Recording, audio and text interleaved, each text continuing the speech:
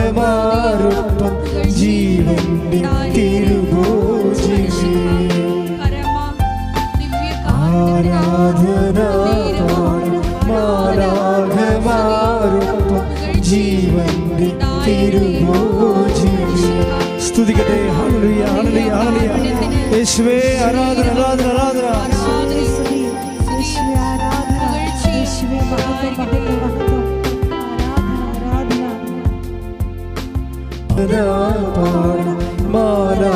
മാലാഖമാരൊപ്പം ജീവന്റെ തിരുഭോജിമേ ആരാധന പാടും മാലാഖമാരൊപ്പം ജീവന്റെ തിരുഭോജിമേ ആരാധന പാടും മാലാഖമാരൊപ്പം ജീവന്റെ തിരുഭോജിമേ ആരാധന പാടും മാലാഖമാരൊപ്പം ജീവന്റെ തിരുഭോജിമേ എന്നുമെന്നും കൂടെയിരിപ്പാൻ അപ്പമായി തീർന്നവനേ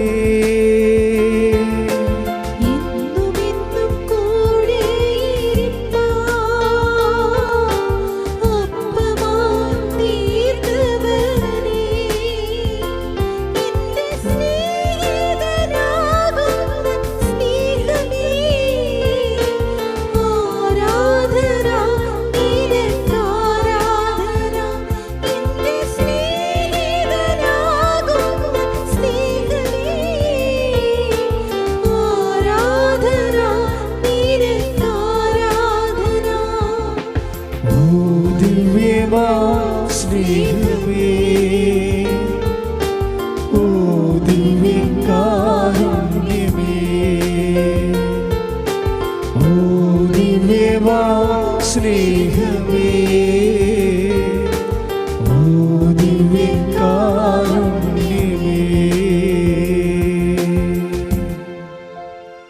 പരിശുദ്ധ പരമ ദിവ്യകാരുണ്യത്തിന് എന്നേരവും ആരാധനയും സ്തുതിയും പുകഴ്ചയും ഉണ്ടായിരിക്കട്ടെ. പരിശുദ്ധ പരമ ദിവ്യകാരുണ്യത്തിന് എന്നേരവും ആരാധനയും സ്തുതിയും പുകഴ്ചയും ഉണ്ടായിരിക്കട്ടെ. പരിശുദ്ധ പരമ ദിവ്യകാരുണ്യത്തിന് എന്നേരവും ആരാധനയും സ്തുതിയും പുകഴ്ചയും ഉണ്ടായിരിക്കട്ടെ. നമ്മുടെ എല്ലാ മേഖലകളെയും സമർപ്പിച്ചുകൊണ്ട് നമുക്ക് പ്രതീക്ഷിക്കുന്ന മധ്യസ്ഥ പ്രാർത്ഥന ചൊല്ലാം. അമ്മേ പരിശുദ്ധ അമ്മേ, അമ്മേ പരിശുദ്ധ അമ്മേ, ദൈവമാതാവേ, ദൈവമാതാവേ, കൃപാസനത്തിലൂടെ ഞങ്ങൾക്കും ഞങ്ങളുടെ ദേശത്തിനും അമ്മ മാധ്യസ്ഥം തേടിത്തന്ന എല്ലാ അനുഗ്രഹങ്ങൾക്കും കൃപകൾക്കും ഞങ്ങളിപ്പോൾ ഹൃദയം നിറഞ്ഞ നന്ദി പറയുന്നു. നമ്മുടെ ജീവിതത്തെ മുഴുവനായിട്ട് ഈ പ്രഭാതത്തിൽ ദിവ്യകാരുണ്യത്തിന് സമർപ്പിക്കാം. ഈ ആരാധന നിമിഷങ്ങളെയും ബഹുമാനപ്പെട്ട ജോസഫ് അച്ഛനെയും അച്ഛനിലേക്ക് പരിശുദ്ധാത്മാ അഭിഷേകം നിറഞ്ഞ് പരിശുദ്ധ അമ്മയോടൊപ്പം സഞ്ചരിക്കുവാൻ നമ്മെ സഹായിക്കുവാൻ വേണ്ടുന്ന വചനബോധ്യങ്ങൾ നൽകണമേ എന്ന് പ്രാർത്ഥിച്ചുകൊണ്ട് ഈ ദിനത്തിലൂടെ നമ്മൾ കടന്നു പോകുമ്പോൾ നമ്മുടെ ജീവിത മേഖലകളെ മുഴുവനും ഈ കർത്താവിൻ്റെ കാരുണ്യത്തിലേക്ക് സമർപ്പിച്ചുകൊണ്ട് പാദത്തികളെ സമർപ്പിച്ചുകൊണ്ട് ഇരു കരങ്ങളെ ഉയർത്തി നമുക്ക് ഈശോയെ സ്തുതിച്ച് ആരാധിക്കാം. ഈശോയെ നന്ദി, ഹല്ലേലൂയ ഹല്ലേലൂയ ഹല്ലേലൂയ, ഈശോയെ നന്ദി, ഹല്ലേലൂയ ഹല്ലേലൂയ ഹല്ലേലൂയ, ഈശോയെ ആരാധന ആരാധന, ഈശോയെ ഈശോയെ ആരാധന ആരാധന, ഈശോയെ വരണമേ എന്ന് പ്രാർത്ഥിക്കുന്നു. ഹല്ലേലൂയ ഹല്ലേലൂയ ഹല്ലേലൂയ ഹല്ലേലൂയ, ഈശോയെ നന്ദി, ഹല്ലേലൂയ ഹല്ലേലൂയ ഹല്ലേലൂയ ഹല്ലേലൂയ, ഈശോയെ നന്ദി കർത്താവേ, നന്ദി സ്തോത്രം, ഈശോയെ നന്ദി, ഹല്ലേലൂയ ഹല്ലേലൂയ ഹല്ലേലൂയ ഹല്ലേലൂയ, ഈശോയെ നന്ദി, ഈശോയെ നന്ദി, ഹല്ലേലൂയ ഹല്ലേലൂയ. ആരാധന പാടും മാലാഖമാരൊപ്പം ജീവന്റെ തിരുഭോജിമേ ആരാധന പാടും മാലാഖമാരൊപ്പം ജീവന്റെ തിരുഭോജിമേ.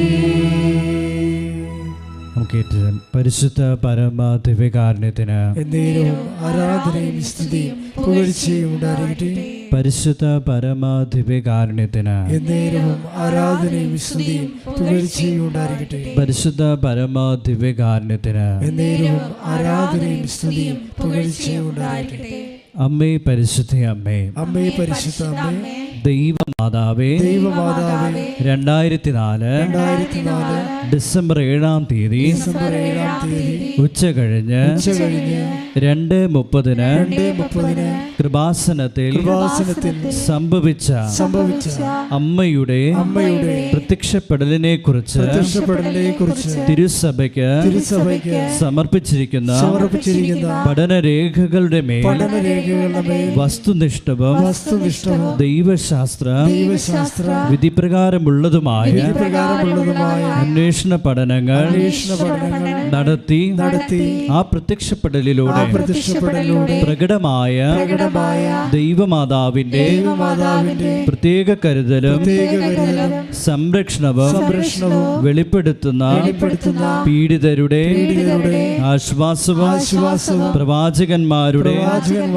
രാജ്ഞിയും വാഗ്ദാനത്തിന്റെ പേടകവും പ്രപഞ്ച പ്രകൃതിയുടെ മാതാവുമായ പരിശുദ്ധ അമ്മയുടെ ഭക്തി തിരുസഭയിൽ കൂടുതൽ പ്രചരിച്ച് ജീവിതത്തിന്റെ ദുരന്ത അവസ്ഥകളിൽ അകപ്പെട്ടു കഴിയുന്ന അനേകായിരം മക്കൾക്ക് ദൈവത്തിന്റെ സാന്നിധ്യവും സന്ധിപ്പും കൂടുതൽ അനുഭവിക്കുക ആത്മീയ വിശുദ്ധിയും ദൈവശക്തിയും കൈവരിക്കുവാൻ ഞങ്ങളുടെ കുടുംബങ്ങളെ ഇടയാക്കണമേ. നമ്മുടെ ജീവിതത്തെ ഒരിക്കൽ കൂടി ഈ കർത്താവിൻ്റെ കരങ്ങളിൽ സമർപ്പിക്കാം. നമ്മളായിരിക്കുന്ന അവസ്ഥകളെ ഈശോയുടെ കരങ്ങളിലേക്ക് കൊടുക്കാം. ഇന്ന ദിവസം നമ്മളായിരിക്കുമ്പോൾ നമ്മുടെ മനസ്സിലൂടെ കടന്നു പോകുന്ന വേദനകൾ മുഴുവനും സമർപ്പിച്ചുകൊണ്ട് ഇരു കരങ്ങൾ ഉയർത്തി ഈശോയെ സ്തുതിച്ച് ആരാധിക്കാം. യേശുവേ നന്ദി, ഹല്ലേലൂയ ഹല്ലേലൂയ ഹല്ലേലൂയ ഹല്ലേലൂയ ഹല്ലേലൂയ. യേശുവേ നന്ദി, ഹല്ലേലൂയ ഹല്ലേലൂയ ഹല്ലേലൂയ. യേശുവേ ആരാധന ആരാധന ആരാധന. ഹല്ലേലൂയ ഹല്ലേലൂയ ഹല്ലേലൂയ ഹല്ലേലൂയ. യേശുവേ നന്ദി കർത്താവേ, സ്തോത്രം സ്തോത്രം. യേശുവേ നന്ദി, ഹല്ലേലൂയ ഹല്ലേലൂയ ഹല്ലേലൂയ ഹല്ലേലൂയ ഹല്ലേലൂയ ഹല്ലേലൂയ. യേശുവേ നന്ദി, യേശുവേ നന്ദി, ഹല്ലേലൂയ ഹല്ലേലൂയ ഹല്ലേലൂയ. ജീവന്റെ തിരുഭോജ്യമേ, ആരാധന പാടം ബാലാകമാരൊപ്പം ജീവന്റെ തിരുഭോജ്യമേ. പരിശുദ്ധ പരമ ദിവ്യകാരുണ്യത്തിന് എന്നേരവും ആരാധനയും സ്തുതിയും പുകഴ്ചയും ഉണ്ടായിരിക്കട്ടെ. പരിശുദ്ധ പരമ ദിവ്യകാരുണ്യത്തിന് എന്നേരവും ആരാധനയും സ്തുതിയും പുകഴ്ചയും ഉണ്ടായിരിക്കട്ടെ. പരിശുദ്ധ പരമ ദിവ്യകാരുണ്യത്തിന് എന്നേരവും ആരാധനയും സ്തുതിയും പുകഴ്ചയും ഉണ്ടായിരിക്കട്ടെ. അമ്മേ പരിശുദ്ധ അമ്മേ, അമ്മേ പരിശുദ്ധ അമ്മേ, ഭൂസ്വർലോകങ്ങളുടെ രാജ്ഞിയായ അങ്ങേക്ക് ഭൗമ സംരക്ഷണത്തിനായി പ്രപഞ്ച പ്രകൃതിയെ തന്നെ തിരുസഭ പ്രതിഷ്ഠിക്കുവാൻ ഈ പ്രത്യക്ഷീകരണം വഴി ഇടയാക്കണമേ. പരിശുദ്ധ അമ്മേ, ജപമാല മാതാവേ, സകല കൃപാസന പ്രാർത്ഥനകളോടും ചേർത്ത് ഞങ്ങളിപ്പോൾ പ്രാർത്ഥിക്കുന്ന ഈ കുടുംബത്തിന്റെ പ്രത്യേക നിയോഗം മൗനമായി നമ്മുടെ ഓരോരുത്തരുടെയും വ്യക്തിപരമായിട്ടുള്ള നമ്മുടെ ജീവിത മേഖലയിലുള്ള എല്ലാ കാര്യങ്ങളും നമുക്ക് സമർപ്പിക്കാം. ലൈറ്റ് കാലിബ്ര റിക്വസ്റ്റിൽ സമർപ്പിക്കപ്പെട്ടുള്ള എല്ലാ നിയോഗങ്ങളും, ഓൺലൈനിലായും തീർത്ഥാടന ഉടമ്പടിയായി സമർപ്പിക്കപ്പെട്ട എല്ലാ നിയോഗങ്ങളും, ഇവിടെ ശുശ്രൂഷിക്കുന്ന ഓരോരുത്തരെയും അവരുടെ കുടുംബാംഗങ്ങളെയും അവരുടെ സമസ്ത മേഖലകളെയും, ബഹുമാനപ്പെട്ട ജോസഫ് അച്ഛനെയും അച്ഛൻ്റെ പ്രത്യേകമായ പ്രാർത്ഥന നിയോഗങ്ങളെയും, കൃപാസനത്തിലൂടെ നൽകപ്പെടുന്ന ഓരോ ശുശ്രൂഷ മേഖലകളെയും നമുക്ക് മൗനമായി സമർപ്പിക്കാം.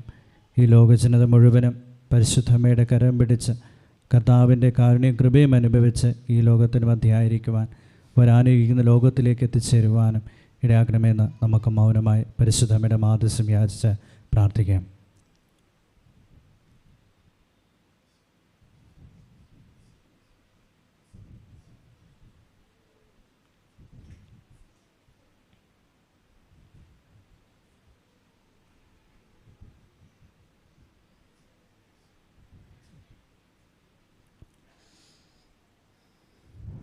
നമുക്ക് ഏറ്റുചൊല്ലാം. അമ്മയുടെ പ്രത്യക്ഷീകരണത്തിന്റെ ഈ അനുഗ്രഹവേളയിൽ ഞങ്ങൾക്ക് സാധിച്ചു തരുവാൻ കനിയണമേ. ആമേൻ. ഒരിക്കൽ കൂടി ഇരു കരങ്ങൾ ഉയർത്തി സ്തുതിച്ച് ആരാധിക്കാം. യേശുവേ നന്ദി. ഹല്ലേലൂയ ഹല്ലേലൂയ ഹല്ലേലൂയ ഹല്ലേലൂയ. യേശുവേ നന്ദി. ഹല്ലേലൂയ ഹല്ലേലൂയ ഹല്ലേലൂയ ഹല്ലേലൂയ. യേശുവേ നന്ദി. ഹല്ലേലൂയ ഹല്ലേലൂയ. യേശുവേ ആരാധന ആരാധന ആരാധന ആരാധന ആരാധന ആരാധന. ഹല്ലേലൂയ ഹല്ലേലൂയ ഹല്ലേലൂയ ഹല്ലേലൂയ ഹല്ലേലൂയ ഹല്ലേലൂയ ഹല്ലേലൂയ. യേശുവേ നന്ദി. യേശുവേ നന്ദി. യേശുവേ നന്ദി. ഹല്ലേലൂയ ഹല്ലേലൂയ ഹല്ലേലൂയ ഹല്ലേലൂയ ഹല്ലേലൂയ ഹല്ലേലൂയ ഹല്ലേലൂയ. യേശുവേ ആരാധന ആരാധന ആരാധന ആരാധന ആരാധന ആരാധന ആരാധന. ഹല്ലേലൂയ ഹല്ലേലൂയ ഹല്ലേലൂയ ഹല്ലേലൂയ ഹല്ലേലൂയ ഹല്ലേലൂയ. യേശുവേ യേശുവേ യേശുവേ. ഹല്ലേലൂയ ഹല്ലേലൂയ ഹല്ലേലൂയ ഹല്ലേലൂയ. ആത്മാവിൻ അൾത്താരതന്നിൽ നിന്നെ ഞാൻ ആരാധിക്കാം. ശ്രമത്തിൽ ചേർന്ന് പാടാം. ആത്മാവിൻ അൾത്താരതന്നിൽ നിന്നെ ഞാൻ ആരാധിക്കാം. ഒരിക്കൽ കൂടി ചേർന്ന് പാടാം. ആത്മാവിൻ അൾത്താരതന്നിൽ നിന്നെ ഞാൻ ആരാധിക്കാം.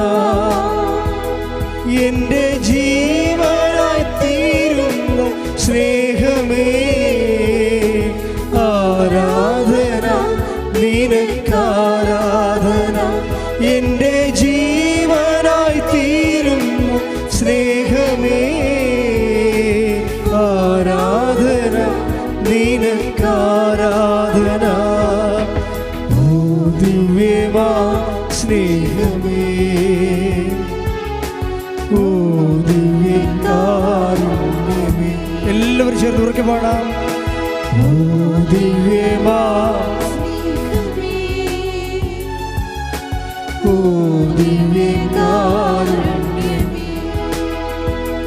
തിരുവത്താഴമേശയിൽ സമ്മാനം, തിരുവത്താഴമേശയിൽ സമ്മാനമേ. ഓ ദിവ്യമാ സ്നേഹമേ, ഓ ദിവ്യകാരുണ്യമേ. ആരാധന പാടാം. ആരാധന പാടാം. മാലാഖമാരൊപ്പം ജീവന്റെ തിരുഭോജ്യമേ. ആരാധന പാടാം. മാലാഖമാരൊപ്പം ജീവന്റെ തിരുഭോജ്യമേ. ആരാധന പാടാം. ആരാധന പാടാം. മാലാഖമാരൊപ്പം ജീവന്റെ തിരുഭോജ്യമേ. ആരാധന പാടാം. മാലാഖമാരൊപ്പം ജീവന്റെ തിരുഭോജ്യമേ. എന്നുമെന്നും കൂടെയിരിപ്പാൻ അപ്പമായി തീർന്നവനേ. എന്നുമെന്നും കൂടെയിരിപ്പാൻ അപ്പമായി തീർന്നവനേ. എന്നുമെന്നും എന്നുമെന്നും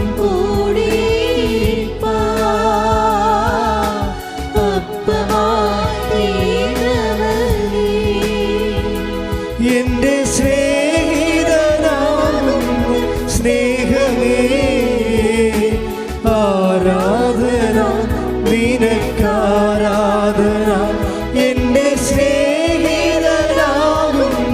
സ്നേഹമേ, ആരാധന നിനക്കാരാധന. ഓ ദിവ്യമാ സ്നേഹമേ, ഓ ദിവ്യകാരുണ്യമേ. ഓ ദിവ്യമാ സ്നേഹമേ, ഓ ദിവ്യകാരുണ്യമേ. തിരുവത്താഴമേശയിൽ സമ്മാനമേ, തിരുവത്താഴമേശയിൽ സമ്മാനമേ. ഓ ദിവ്യമാ സ്നേഹമേ,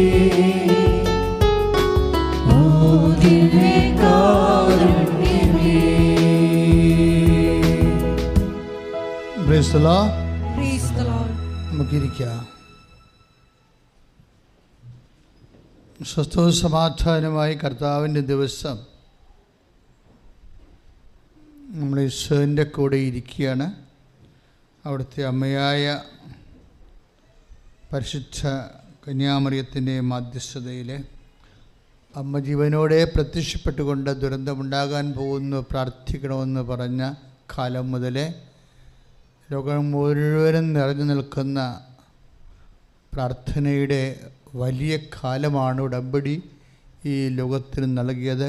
ഓൺലൈനിലിരിക്കുന്നവരെ നമുക്ക് വീണ്ടും ഒരിക്കൽ കൂടി അവരെ സമർപ്പിക്കാം. പ്രാർത്ഥിക്കുക. കർത്താവായ ദൈവമേ, ഈ ശുശ്രൂഷ ഈ നിമിഷം ഓൺലൈനിൽ പങ്കെടുത്ത് കണ്ണീരോടെ പ്രാർത്ഥിക്കുന്നവർ, ശാരീരിക വേദനയോടെ പ്രാർത്ഥിക്കുന്നവർ, മനഭാരത്തോടെ പ്രാർത്ഥിക്കുന്നവർ, അവരുടെ മേൽ കർത്താവിൻ്റെ ചൈതന്യവും ശക്തിയും വർഷിക്കട്ടെ. പരിശുദ്ധ അമ്മ ഈ നിമിഷം അവർക്ക് വേണ്ടി മധ്യസ്ഥം വഹിക്കട്ടെ. അവർ കർത്താവിന്റെ കാലത്തിന്റെ അടയാളമായി മാറട്ടെ. ശ്രദ്ധിക്കട്ടെ.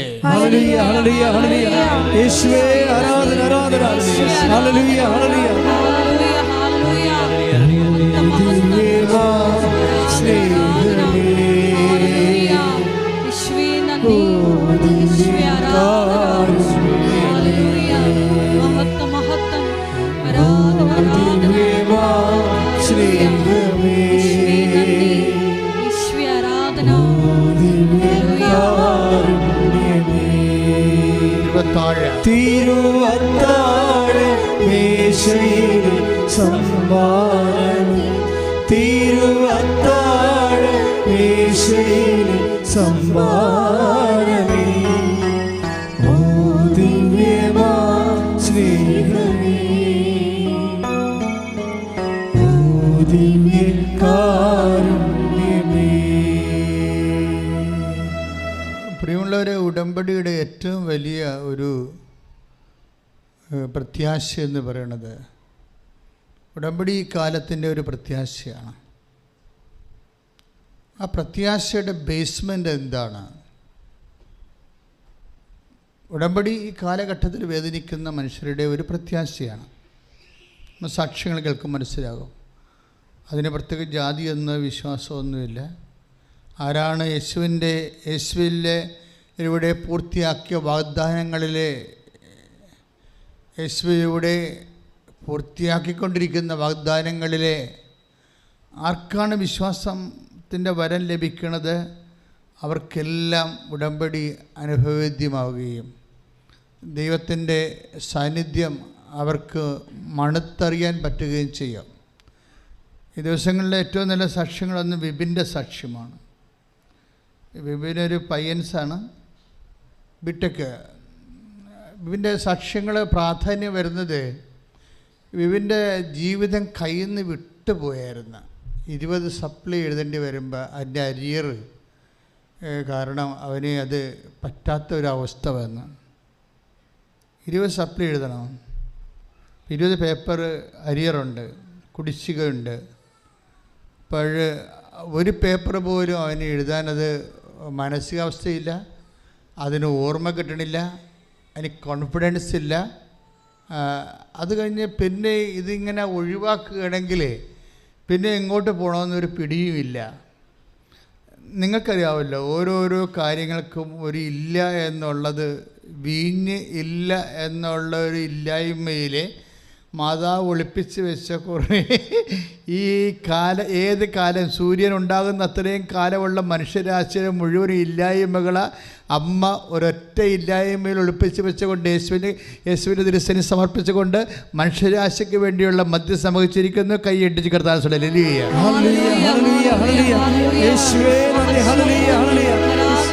ഇവിടെ നമ്മൾ കർത്താവിൻ്റെ തിരുസന്നിധിയിലാണെന്നുള്ളൊരു ബോധ്യമാണ് നമ്മളിങ്ങനെ ഇടയ്ക്കിടയ്ക്ക് പാടുകയും പ്രാർത്ഥിക്കുകയും ആരാധിക്കുകയും ചെയ്യുന്നത്. നമ്മളിന്ന് ധ്യാനിക്കുന്ന വിപിൻ്റെ വിഷയം അവിടെ നിൽക്കട്ടെ, അത് പതുക്കെ പരിശുദ്ധാത്മാവ് കൊണ്ടുവരും. എന്ന് നമുക്ക് പ്രതീക്ഷിക്കാം. നമ്മളിപ്പോൾ കാണുന്ന വചനം 2 കൊരിന്ത്യൻസ് 1:20.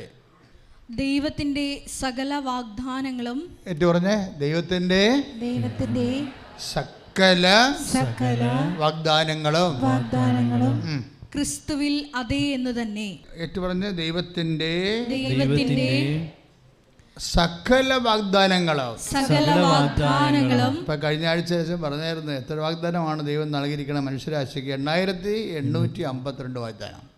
ഇത്രയുണ്ട് വാഗ്ദാനങ്ങൾ. ദൈവത്തിൻ്റെ സകല വാഗ്ദാനങ്ങളും എന്താ പറയണത്? ക്രിസ്തുവിൽ. എന്താണ്? അതെയാണ്. അതാണ് ഈ പരിശുദ്ധ അമ്മ ഈ വീഞ്ഞു തീർന്നു പോകുന്ന കുഞ്ഞു കാര്യത്തിന് പോലും യേശുവിനെ സമീപിക്കാൻ പരിശുദ്ധാത്മാവ് പ്രേരിപ്പിക്കാനുണ്ടായ കാരണം ഇതാണ്. എന്താണ്? ദൈവത്തിൻ്റെ സകല വാഗ്ദാനങ്ങളും നിറവേറുന്ന ഒറ്റ നെയ്മാണ്, ഒറ്റ പേരാണ് ക്രിസ്തു. അമ്മയ്ക്കത് പരിശുദ്ധാത്മാവാണ് നൽകിയത്. ക്രിസ്തുവിനെ അറിയുക എന്നുള്ളത് പരിശുദ്ധാത്മാവിൻ്റെ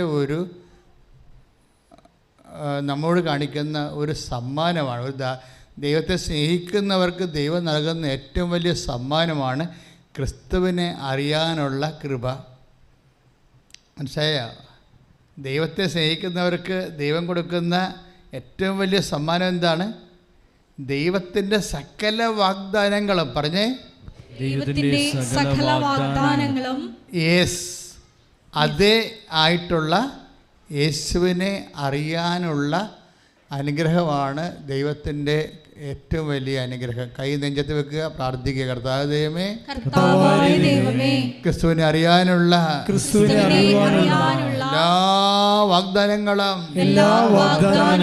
അതേ എന്ന് ആയിട്ടുള്ള യേശുവിനെ അറിയാനുള്ള കൃപയാൽ ഞങ്ങളെ അഭിഷേകം ചെയ്യണമേ. എന്താ ഗുണമെന്നറിയാവോ? അപ്പോൾ അതുകൊണ്ട് ഈ 2 കൊരിന്ത്യൻസ് 1:20 ദൈവത്തിൻ്റെ എല്ലാ വാഗ്ദാനങ്ങളും ക്രിസ്തുവിൽ ആണെങ്കിൽ, അതുകൊണ്ട് എന്താ പറയണത്? അതുകൊണ്ട് എന്താണ് സഭയുടെ പ്രത്യുത്തരം? എന്താ? താഴെ പൗലോസ് പറയുന്നുണ്ട്, അതുകൊണ്ട് തന്നെയാണ് ദൈവമഹത്വത്തിന് അവൻ വഴി ഞങ്ങൾ ആമീൻ പറയുന്നത്. കൈയിടിച്ച് കർത്താവേ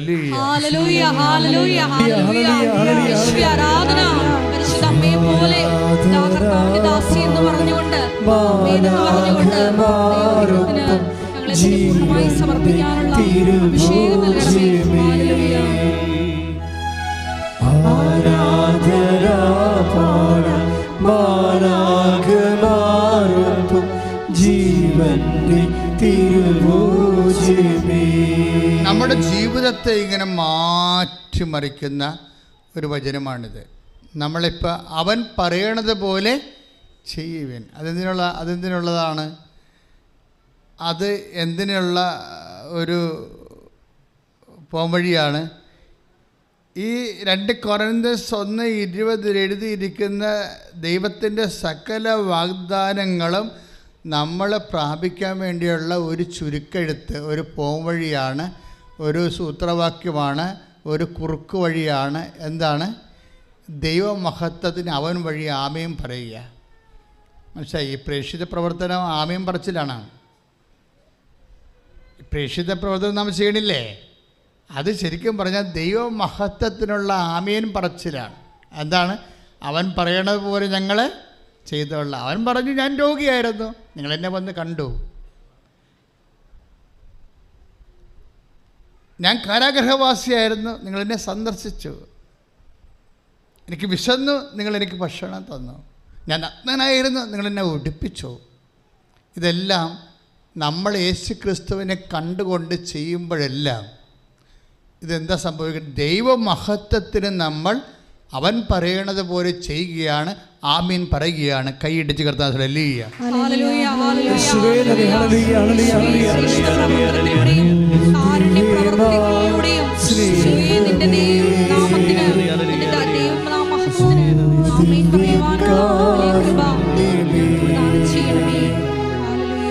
ഓ ദിവ്യമാ സ്നേഹമേ,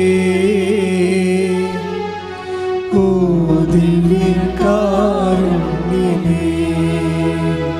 തിരുവത്താഴമേശയിലെ സമ്മാനമേ, തിരുവത്താഴമേശയിലെ സമ്മാനമേ, ഓ ദിവ്യമാ സ്നേഹമേ, ഓ ദിവ്യകാരുണ്യമേ. കഴിഞ്ഞ ദിവസങ്ങളിൽ വേറൊരു വിഭിന്ന സാക്ഷ്യം അവിടെ നിൽക്കട്ടെ, അതിലേക്ക് പരിശുദ്ധാത്മാവ് വരുമായിരിക്കും.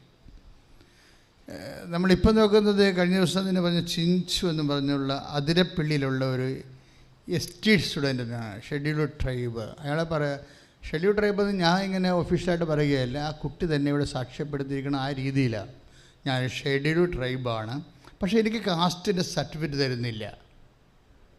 വില്ലേജ് ഓഫീസർ ചെല്ലുമ്പോൾ ഓരോ തരത്തിലുള്ള തകരീടകളെ പറഞ്ഞിട്ട് എനിക്ക് കാസ്റ്റിൻ്റെ സർട്ടിഫിക്കറ്റ് തരുന്നില്ല. അപ്പം ഞാൻ എന്നാ ചെയ്തു, ഞാൻ ഹൈക്കോടതി പോയി. ഹൈക്കോടതി എനിക്ക് ഒരു സർട്ടിഫിക്കറ്റ് തന്നു. അപ്പോൾ ഉടമ്പടി എടുത്തതിന് ശേഷമാണ് ഹൈക്കോടതിയിൽ പോവുകയും മറ്റുള്ള കാര്യങ്ങളൊക്കെ ചെയ്യണത്. പക്ഷേ ഹൈക്കോടതി തന്ന സർട്ടിഫിക്കറ്റ് PSC അംഗീകരിക്കണില്ല. അതാണ് അവരുടെ പ്രശ്നം, ജോലി പ്രശ്നമാണ്.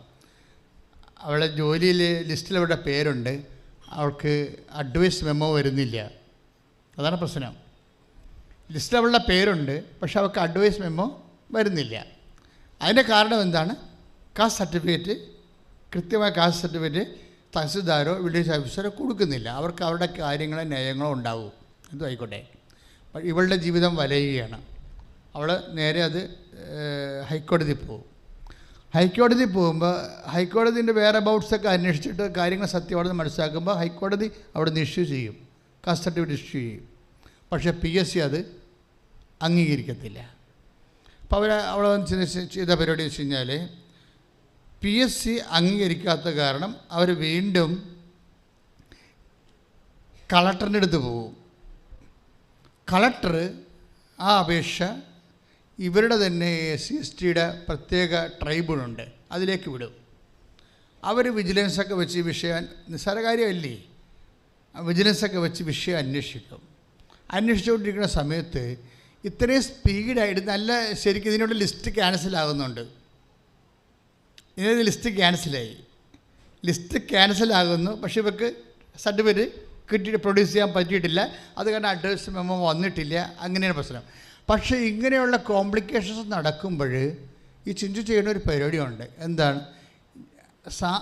അവളിവിടെ വന്നിട്ട് ഒരു 5 കാശ് രൂപ മേടിച്ച് എടുക്കും വെഞ്ചരിച്ചത്. അപ്പോൾ പരിശുദ്ധ അമ്മ അവളോട് പറയും 10 എണ്ണം മേടിക്കാൻ പറയും. 10 എണ്ണം മേടിക്കാൻ പറയും.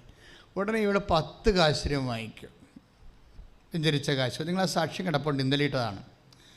എന്നിട്ട് ഇവൾ എന്താ ചെയ്യണം? അപ്പോൾ ഞാനിവിടുത്തെ അവൾ കാശ് രൂപ മേടിക്കുന്ന കാര്യമൊക്കെ ഞാൻ പറഞ്ഞാൽ കേൾക്കുന്നുണ്ട്. അത് എന്നെ സംബന്ധിച്ചുള്ള എന്നെ അത്രയും വലുതായിട്ടതൊക്കെ ഒരു പ്രധാനപ്പെട്ട കാര്യമായിട്ട് തോന്നാൻ കാരണം ഞാൻ ഞാൻ അവിടെ ഇപ്പോൾ ഉണ്ടായിരുന്നു ഈ സാക്ഷ്യം പറയുമ്പോൾ. പിന്നെ അവൾ പറഞ്ഞത്, ഞാനീ ഒരു പത്രം കൊടുക്കുമ്പോൾ, ആൾക്കാർക്ക് പത്രം കൊടുക്കുമ്പോൾ, പത്രം എന്ന് പറഞ്ഞാൽ എന്താ, മുഴുവൻ സാക്ഷ്യമല്ലേ, ഇക്കാലങ്ങളിൽ ഈ മാസം ഈശോ ചെയ്ത കാര്യങ്ങളാണ് പത്രത്തിലുള്ളത്. ഞാൻ ഈ പത്രം കൊടുക്കുമ്പോൾ അത് ഇതിൽ ഒരു കാശിലും കൂടി വെച്ച് കൊടുക്കും. എന്നിട്ട് ഈശോനെക്കുറിച്ച് പറയും. ഈ കാലഘട്ടങ്ങളിൽ ആരാണ് ഈശോനെക്കുറിച്ച് പറയണത് കേട്ടല്ല, മനസ്സിലായില്ലേ? കാര്യങ്ങളെ കൂടെ പോക്കേ എത്ര പേര് പണി മേടിക്കാൻ പോകണമെന്ന് അദ്ദേഹത്തിന് അറിയാം. അതായത് ദൈവമൊന്നും, അതായത് നമ്മളെ ശ്രദ്ധിച്ചില്ലെങ്കിൽ നമുക്ക് നൽകപ്പെട്ട കൃപ തിരിച്ചെടുക്കാൻ സാധ്യതയുണ്ട്. കാര്യം അത്രയ്ക്ക് വെടിക്കെട്ടായിട്ടാണ് മറ്റുള്ളവരെ യേശുവിന് വേണ്ടി ജീവിക്കുകയും ജോലി ചെയ്യുകയും ചെയ്യുന്നത്. അവർ പറഞ്ഞു, ഞാനിവിടെ നിൽക്കുമ്പോൾ അമ്മ എന്നോട് പറഞ്ഞു 10 എണ്ണം മേടിക്കാൻ പറഞ്ഞു. ഞാൻ 10 എണ്ണം മേടിച്ച് ഞാൻ 10 കാശ് രൂപ ഇങ്ങനെ വിതരണം ചെയ്തുകൊണ്ടിരിക്കുക. കാശ് രൂപ, ഒരു കാശ് രൂപ കൊടുക്കുന്ന നല്ലൊരു 10 രൂപയും കൊടുക്കും. ഇങ്ങനെ പറഞ്ഞുകൊണ്ടിരിക്കുന്ന സമയത്ത് വീട്ടിൽ നിന്ന് എന്നെ വിളിച്ചു, എടി അപ്പോയിൻമെൻ്റ് ഓർഡർ വന്നിട്ടുണ്ടെന്ന്. പ്രൈസ് ദി ലോർഡ്, ഹല്ലേലൂയ, യേശുവേ സ്തോത്രം, യേശുവേ നന്ദി. അത് ഇത്രയും സ്പീഡാണ്. അതെന്തുകൊണ്ടാണ് ചിഞ്ചുവിന് ഇത്രയും സ്പീഡായിട്ട് ഈ വരുന്ന സംഭവം വരണമെന്ന് വെച്ച് കഴിഞ്ഞാൽ, അവൾ സിൻസിയറാണ് ഈ വിഷയത്തിൽ. നമുക്ക് ഉടമ്പടിയോട് നമുക്ക് കാണിക്കാവുന്ന ഏറ്റവും വലിയ മനോഭാവം സിൻസിയറിറ്റിയാണ്. നമ്മൾ ആ വിഷയം സിൻസിയറായിട്ട് എടുക്കുകയാണ്. അപ്പോൾ ദൈവം സീരിയസ് ആവും. നമ്മൾ സീരിയസ് ആണെങ്കിൽ ദൈവം സിൻസിയർ ആകും. ദൈവം ഓട്ടോമാറ്റിക്കലി സിൻസിയറാണ്, പക്ഷേ വി ഡോണ്ട് ഫീൽ ഇറ്റ്. നമുക്കത് ഫീൽ ചെയ്യണമെങ്കിൽ നമ്മളതനുസരിച്ച് ഒന്ന് മോഡുലേറ്റ് ചെയ്ത് നോക്കണം, ഒന്ന് ക്രമീകരിക്കണം. 2 കോർഡിനേറ്റ്സ് 1:20 B പോയിൻ്റാണ് നമ്മളിപ്പോൾ ധ്യാനിച്ചുകൊണ്ടിരിക്കുന്നത്. അതുകൊണ്ടാണ് അതുകൊണ്ടാണ് ദൈവമഹത്വത്തിന് യേശുക്രിസ്തു വഴി ഞങ്ങൾ ആമേൻ പറയുന്നത്.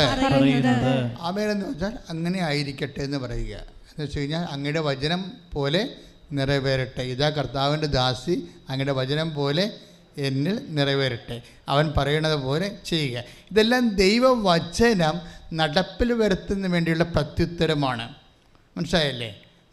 ഇതെല്ലാം ഈ ദൈവവചനം നടപ്പിൽ വരുത്തുന്നതിന് വേണ്ടി നമ്മൾ ബോധപൂർവം ശ്രമിക്കുമ്പോൾ നമ്മൾ ആമേൻ പറയുകയാണ്. നമ്മൾ എന്തിനാണ് ആമേൻ പറയണത്? ദൈവമഹത്വത്തിനാണ് ആമേൻ പറയുന്നത്. ഈ മഹത്വം ആണ് നമ്മൾക്ക് കൃപയായി നമ്മളിലേക്ക് ചൊരിയണത്. കൃപയുടെ ഹൃദയസ്പന്ദനം എന്ന് ഈ ദിവസങ്ങളിൽ ഞാൻ ധ്യാനിച്ചൊരു സബ്ജക്റ്റാണ് കൃപയുടെ ഹൃദയസ്പന്ദനം. നമുക്ക് ഹൃദയം ഇടിക്കണേ കേൾക്കാൻ പറ്റുമല്ലോ അല്ലേ? ഹൃദയം ഇടിക്കേൾക്കാനല്ലേ? ഇതുപോലെ ഈ കൃപ ഇങ്ങനെ ഒരു സ്പന്ദനം ചെയ്യണേ കേൾക്കാൻ പറ്റും. നമ്മുടെ ജീവിതത്തിലെ കൃപ നിറയുമ്പോഴേ കൃപ ഇങ്ങനെ സ്പന്ദിക്കുന്നത് നമുക്ക് കേൾക്കാൻ പറ്റും. വിപിൻ്റെ സാക്ഷിയൊക്കെ മനോഹരമാകണത് ആ വഴിക്കാണ്. വിപിൻ്റെ പ്രോബ്ലം എന്താണ്? അരിയറല്ലേ? അരിയറാണ് എന്ന് വെച്ചാൽ 20 സബ്ജക്റ്റല്ലേ അരിയർ വന്നിരിക്കുന്നത് ബിടെക്കുകാരൻ.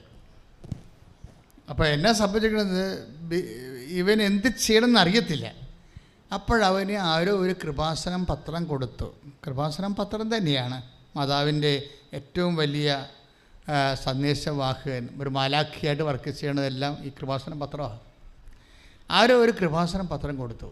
അപ്പോൾ അവൻ പറയുന്നുണ്ട് സാക്ഷ്യത, എനിക്ക് ക്രിസ്ത്യൻ ഫെയ്ത്തിനോട് അത്ര അറിയത്തില്ല, എനിക്ക് താല്പര്യമില്ല, ഞാൻ അന്ന് യൂസ്ഡ് അല്ല ക്രിസ്ത്യൻ ഫെയ്ത്ത്, അതുകൊണ്ട് ഞാനത് അത്രയും ശ്രദ്ധിച്ചില്ല. ഒരാഴ്ച അതാണ് പറയുന്നത്, ബിബിൻ പറയുന്നതാണ്, ക്രിസ്ത്യൻ ഫെയ്ത്ത് എനിക്ക് യൂസ്ഡ് അല്ല, അത് കഴിഞ്ഞ് ഞാൻ ശ്രദ്ധിച്ചില്ല, അത് ഞാൻ ചുമ്മാ വാങ്ങിച്ചെന്നേ ഉള്ളത്. പക്ഷെ പിറ്റേ ആഴ്ചയിലും വേറെ ഒരർത്ഥം കൊണ്ടുവന്ന് കൃപാസനം പത്രം കൊടുത്തു. അപ്പം ജസ്റ്റ് നോക്കി, വേറെ ഒരു ദിവസം കൂടി ഒരു പത്രം കൂടി അവനും കൊണ്ട് ആരോ കൊണ്ടൊന്ന് കൊടുത്തു. അപ്പോഴും അവൻ ശ്രദ്ധിച്ചു, കണ്ടു നോക്കി, ഒരാളിന് തന്നെ എങ്ങനെയാണ് ഒരാളെ മാതാവ് തൻ്റെ സ്നേഹത്തിലേക്ക് അടുപ്പിക്കണമെന്ന് നോക്കി. നിങ്ങൾ വഴിയാണ് അല്ലേ? നിങ്ങൾ ഓരോരുത്തരും വഴിയാണ് ഈ പ്രേക്ഷിത പ്രവർത്തനം നടക്കുന്നത്. ബിബിൻ എങ്ങനെയാണ് വിശ്വാസത്തിലേക്ക് വരുന്നത് നോക്കിയേ. ഞങ്ങൾ നിങ്ങളോട് പറയുമ്പോൾ എനിക്കിതിൻ്റെ വിശദാംശങ്ങൾ അമ്മ എന്നോടൊന്നും പറഞ്ഞിട്ടില്ല. അമ്മ ക്യാപ്ഷൻസ് മാത്രമേ പറഞ്ഞിട്ടുള്ളൂ. ഞാൻ പിന്നെ കാലാന്തരത്തിലാണ് ഓരോരോ കാര്യങ്ങൾ നടക്കണ കണ്ടിട്ട് കാര്യങ്ങളെ വ്യാഖ്യാനിച്ചെടുക്കുന്നത്. അമ്മ എന്നോട് പറഞ്ഞ അവൻ പറയണ പോലെ ചെയ്യണം, അത് ഈശോയുടെ വചനങ്ങൾ അറിയാൻ പാലാത്ത അറിയിക്കണം, അറിഞ്ഞവരെ ആഴപ്പെടുത്തണം, അതിനുവേണ്ടി നിങ്ങൾ ഈശോൻ്റെ വചനമുള്ള, ഈശോയുടെ പ്രവർത്തനങ്ങളുള്ള, ഈശോയുടെ സാക്ഷ്യമുള്ള, ഇപ്പോഴുള്ള പ്രവർത്തനങ്ങളുള്ള പത്രം കൊടുക്കണം. അത്രേ എന്നോട് ആദ്യ കാര്യങ്ങൾ പറഞ്ഞുള്ളായിരുന്നു. പക്ഷേ ഇപ്പോൾ എന്താ സംഭവിച്ചിരിക്കുന്നത്? ജനതകൾക്ക് വിശ്വാസം കൈമാറുകയാണ്. ശരിക്കും ജനതകളുടെ വിശ്വാസം കൈമാറണമെന്ന് വെച്ച് കഴിഞ്ഞാൽ എന്തിനാണ് വിശ്വാസം കൈമാറുന്നത്? ഇതൊരു മതം മാറ്റമല്ല, മറിച്ച് എന്താ സംഭവിക്കണത്? ഇവിടെ ആരെയും ന്യായസ്ഥാനപ്പെടുത്തുക ഒന്നും ചെയ്യണില്ല. എന്താ സംഭവിക്കണത്? ക്രിസ്തു ഒരു മനുഷ്യൻ്റെ എല്ലാ ആവശ്യങ്ങളും എന്താണ്? ക്രിസ്തുവിൽ അതേ ആണെന്ന് മനസ്സിലായില്ലേ? നിങ്ങൾ ലോകത്തിനും മുഴുവൻ മനുഷ്യരാശിക്ക് വേണ്ടിയുള്ള മനുഷ്യൻ്റെ വേദന, കണ്ണീര്, സങ്കടം, രോഗം, അവൻ്റെ വിദ്യാഭ്യാസം, അവൻ്റെ ജോലി, അങ്ങനെ മുഴുവനും ആധ്യാത്മികവും ഭൗതികവുമായ മുഴുവനും മനുഷ്യൻ്റെ ആവശ്യങ്ങൾ ദൈവം എങ്ങനെ നൽകിയിരിക്കുന്നത്? വാഗ്ദാനത്തിൻ്റെ രൂപത്തിലാണ് നൽകിയിരിക്കുന്നത്. അതുകൊണ്ട് ഈ സകല വാഗ്ദാനങ്ങളും ക്രിസ്തുവിൽ ഐക്യപ്പെട്ടിരിക്കുകയാണ്. ക്രിസ്തുവിനെ സ്വീകരിക്കുമ്പോൾ 8852 വാഗ്ദാനങ്ങളുടെ നിവർത്തിയാണ് നമ്മൾ സ്വീകരിക്കുന്നത്. നമ്മൾ അമ്മയുടെ ഉദരത്തിൽ നമ്മളൊരു ഫീറ്റസായിട്ട് രൂപപ്പെട്ട് വരുന്നത് തൊട്ട് നമ്മുടെ നിത്യത വരെയുള്ള ആത്മീയവും ഭൗതികവുമായ മുഴുവൻ വാഗ്ദാനങ്ങളാണ്. വാഗ്ദാനങ്ങളെല്ലാം ക്രിസ്തുവിൽ, ഒന്ന് പറഞ്ഞേ, സകല വാഗ്ദാനങ്ങളും ക്രിസ്തുവിൽ അതേ എന്ന് തന്നെ. അതുകൊണ്ടാണ് ദൈവമഹത്വത്തിന് അവൻ വഴി ഞങ്ങൾ ആമേൻ പറയുന്നത്. അപ്പൊ നമ്മളെ സംബന്ധിച്ചിടത്തോളം നിങ്ങൾക്ക് ജപ്റ്റ് നടപടിയാണ്, അല്ല നിങ്ങൾക്ക് ജോലിയില്ല. കഴിഞ്ഞ ദിവസങ്ങളിൽ ഒരു മകൻ പോളണ്ടിൽ പോയി. അവന് അവിടെ അവൻ്റെ അമ്മ ഇവിടെ വന്ന് കണ്ണീരിടുകയാണ്. എന്താണ്? അവന് ഭക്ഷണം ഇല്ലടാ, അവന് ഭക്ഷണമില്ല. അവന് ഭക്ഷണമില്ല എന്ന് വെച്ചാൽ അവൻ്റെ ജോലി പോയി. കഴിഞ്ഞ ആഴ്ച ഞാൻ നിങ്ങളോടത് പറഞ്ഞായിരുന്നു, അതുകൊണ്ട് ഇപ്പോൾ ഞാനത് ആവർത്തിക്കണില്ല. പക്ഷെ അതല്ല, വിത്തിൻ 24 hours എങ്ങനെയാണ് അവൻ പഠിച്ച സബ്ജക്റ്റ് തന്നെ അവന് അപ്പോയിൻമെൻറ്റ് കിട്ടണത് വിദേശ രാജ്യത്ത്? അവൻ്റെ ഒരു രാത്രിയിൽ അവന് ഭക്ഷണമില്ലാതെ ഒരു മുസ്ലിം പള്ളിയുടെ വാതിൽക്കൽ കിടന്ന് ഉറങ്ങിയവൻ്റെ ജീവിതം എത്ര പെട്ടെന്നാണ് അമ്മ റീസെറ്റ് ചെയ്യണത്. അതുപോലെ സകല വാഗ്ദാനങ്ങളും, നിൻ്റെ ജീവിതത്തെ പുനഃക്രമീകരിക്കാനുള്ള സകല വാഗ്ദാനങ്ങൾ, എന്ന് പറഞ്ഞ എൻ്റെ ജീവിതത്തെ പുനഃക്രമീകരിക്കാനുള്ള സകല വാഗ്ദാനങ്ങളും അതേ എന്നുള്ളടക്കം ചെയ്തിരിക്കുന്ന ക്രിസ്തുവിനെ അഭിഷേകമായി സ്വീകരിക്കാൻ അമ്മേ പരിശുദ്ധമ്മേ എനിക്ക് വേണ്ടി മധ്യസ്ഥം വഹിക്കണമേ. ശ്രദ്ധിക്കട്ടെ,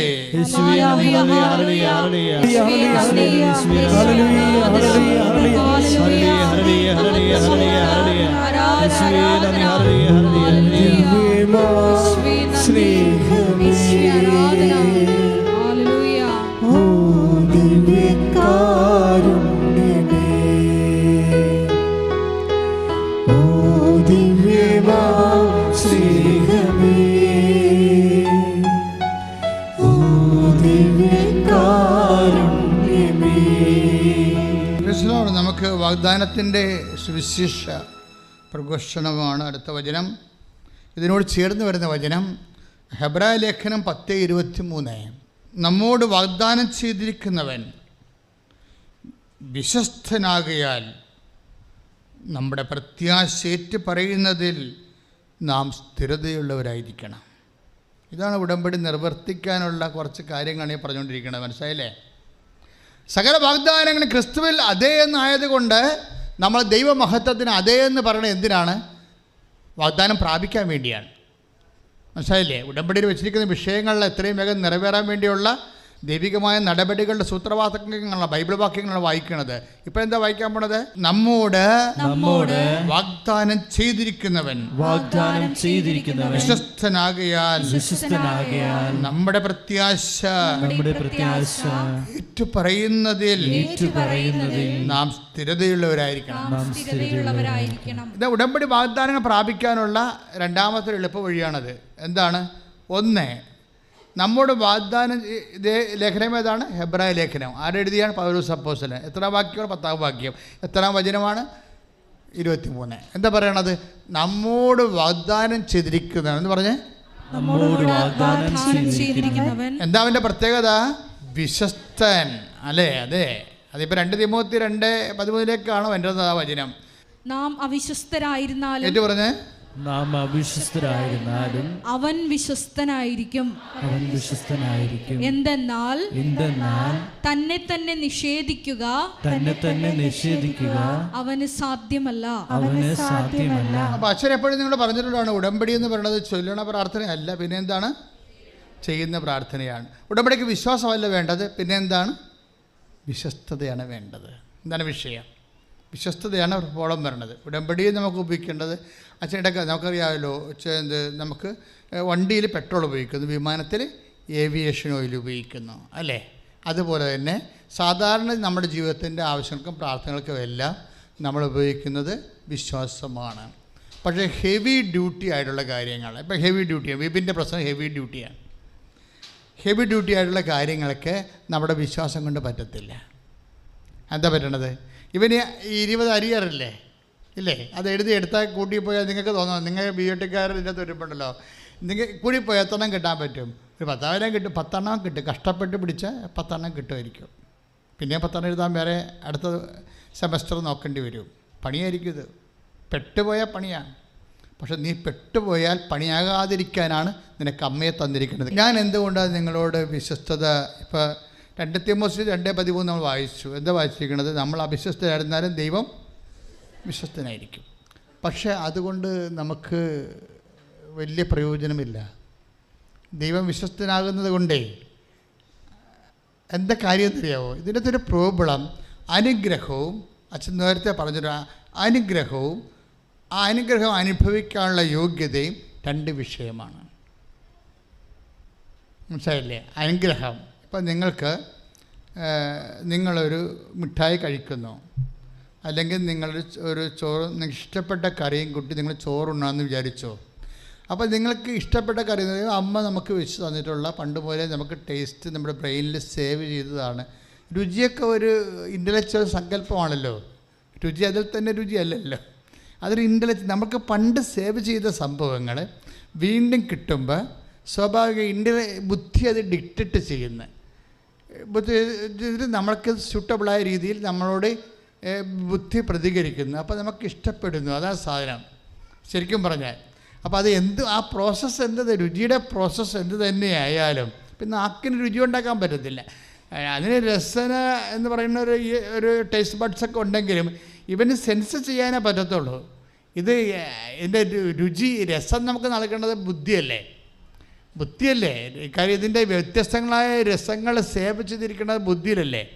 അപ്പോൾ അതുകൊണ്ട് തലച്ചോറിലാണ് ചെയ്തിരിക്കുന്നത്. അപ്പോൾ ഇങ്ങനെയൊക്കെയാണ് ബുദ്ധിയുടെ ഒരു പ്രക്രിയ. എങ്കിലും ചില സമയത്ത് നമ്മൾക്ക് അമ്മ വെച്ച് തന്നത് തന്നെ ടേസ്റ്റിൽ നമ്മൾ ചിലപ്പോൾ ഊണ് കഴിച്ചാലും നമുക്ക് ആ ടേസ്റ്റ് ഫീൽ ചെയ്യത്തില്ല. എന്തുകൊണ്ടായിരിക്കും? നമുക്ക് വല്ല പനിയോ വല്ലതും ഉള്ളതുകൊണ്ടായിരിക്കും. ഇല്ലേ? മനസ്സിലായില്ലേ? അല്ലേ? പനി വന്നു കഴിഞ്ഞാൽ ആഹാരങ്ങൾക്കൊന്നും രുചി ഉണ്ടാകത്തില്ല. ഇതുപോലെയാണ് വിശ്വസ്തത നമുക്കില്ലെങ്കിലും ദൈവം വിശ്വസ്തനായത് കാരണം നമുക്ക് ഇതിൻ്റെ ഡൗൺലോഡ് ചെയ്ത് തരും, അനുഗ്രഹം കിട്ടും. പക്ഷേ അനുഗ്രഹം കിട്ടണമല്ല പ്രശ്നം, അത് അനുഭവിക്കാനുള്ള യോഗ്യത ഒരു പ്രശ്നമാണ്. ചില ആൾക്കാർ ഈ 50 കൊല്ലം ജോലി എടുത്തിട്ടും അവസാനം കയ്യിലൊന്നും ഇല്ലായിരിക്കണം. എന്തുകൊണ്ടാണ്? 50 കൊല്ലം ജോലി എടുത്തിട്ടില്ലേ? സർക്കാരിൽ 55-ാമത്തെ 58-ാമത്തെ വയസ്സിൽ റിട്ടയർ ചെയ്യുമ്പോൾ അവരുടെ കയ്യിലില്ല ഒന്നും. അവർക്ക് തന്നെ അറിയാൻ പറ്റില്ല പൈസ എങ്ങോട്ടൊക്കെ പോയെന്നൊരു പിടിയില്ല, സംരക്ഷണമില്ല അതിന്. നിങ്ങൾ വിശ്വസ്തത എന്ന് പറയുമ്പോൾ ഒരു പ്രൊട്ടക്ഷൻ അതിൻ്റെ അകത്തുണ്ട് കേട്ടോ. അതെപ്പോഴും നിങ്ങൾ ശ്രദ്ധിക്കണം. ആൾക്കാർക്ക് മിസ് ചെയ്യുന്നൊരു പോയിൻ്റാണ്. നിങ്ങൾക്ക് ജോലി, വീട്, വിവാഹം, വസ്തു വിൽപ്പന, ഇങ്ങനെയുള്ള ഓരോ കാര്യങ്ങൾ, അല്ലെങ്കിൽ നിങ്ങളുടെ ബിസിനസ്സിൻ്റെ വിജയം, അല്ലെങ്കിൽ നിങ്ങളുടെ PR, അല്ലെങ്കിൽ പ്രൊമോഷൻ, ഇങ്ങനെ ഓരോ ഭൗതികമായിട്ടുള്ള ആനുകൂല്യങ്ങൾ കിട്ടിക്കഴിയുമ്പോൾ സ്വാഭാവികമായിട്ട് നിങ്ങൾക്ക് പറഞ്ഞു, അത് പ്രാർത്ഥിക്കാതെ കിട്ടിയല്ലോ, എനിക്ക് പ്രാർത്ഥിച്ച് തന്നെ കിട്ടിയത്. ഇതുമായിട്ട് കണക്ട് ചെയ്യുമ്പോൾ നമുക്ക് ചില സമയത്തൊക്കെ കുറച്ച് എവിടെയെങ്കിലും ലിങ്കൊക്കെ പോകും. പക്ഷേ ലിങ്ക് പോകാത്തൊരു സംഭവമുണ്ട്. എന്താ കാര്യം? നമ്മൾ ദൈവത്തിൻ്റെ കയ്യിൽ നിന്നാണ് ഒരു സംഭവം മേടിക്കണമെങ്കിൽ, എൻ്റെ അഭിപ്രായം എന്താണെന്നറിയാമോ? എൻ്റെ ഒരു സ്വഭാവത്തിൽ ഞാൻ ഈ കന്നഡ ഇങ്ങനെ ഊരണമെങ്കിൽ പോലും കർത്താവ് കന്നഡ ഊരണമെന്ന് മനസ്സിലെങ്കിലും ഞാൻ പറയും. എന്നുവെച്ചാൽ ഞാൻ സേവ് ചെയ്യും എല്ലാ കാര്യങ്ങളും. ദൈവാനുഭവത്തിൻ്റെ ഏറ്റവും വലിയൊരു വഴി അതാണ്. നമുക്ക് ചെയ്യാവുന്ന നിസ്സാരമായ ഒരു കച്ചിത്തുരുമ്പ് പൊക്കണത് പോലും കർത്താവിൻ്റെ കരുണയ്ക്ക് വേണ്ടി സമർപ്പിച്ചുകൊണ്ട് വിനയപ്പെട്ട് സമർപ്പിക്കണം. ഇത് എൻ്റെ ഉദ്ദേശം എന്ന് വെച്ച് കഴിഞ്ഞാൽ ഇതൊരു സംരക്ഷണത്തിൻ്റെ സൂത്രവാക്യമാണ്. Our wealth and our ability must be protected. ആര് പ്രൊട്ടക്റ്റ് ചെയ്യണം? ആയുധധാരിയായ ബലവാൻ ഭവനത്തിന് കാവൽ നിൽക്കുമ്പോൾ അവൻ്റെ വസ്തുവകകൾ സുരക്ഷിതമായിരിക്കുമെന്ന് കർത്താവ് പറഞ്ഞു. ആയുധധാരിയായ ബലവാൻ നമ്മളെ സംബന്ധിച്ചിടത്തോളം ആരാണ്? ക്രിസ്തുവാണ്. കൈയിടിച്ച് കർത്താവിനെ ഹല്ലേലൂയ. യേശുവേ നന്ദി. Hallelujah hallelujah. അത്യുന്നതൻ നീ, നിന്നെ പോലൊരു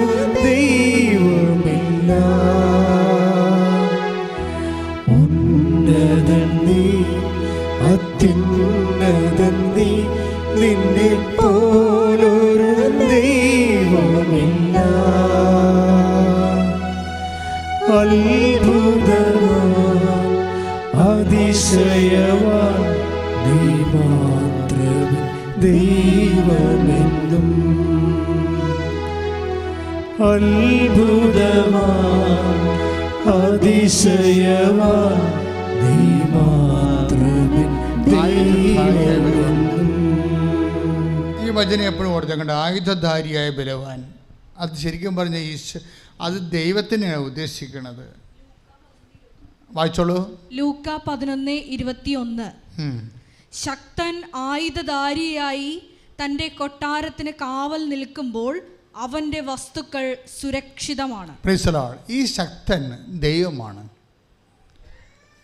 ദൈവത്തെ കൊണ്ട് നിൻ്റെ ജീവിതത്തിന് സുരക്ഷിതത്വം ഉണ്ടാക്കണം, കാവൽ നിർത്തണം.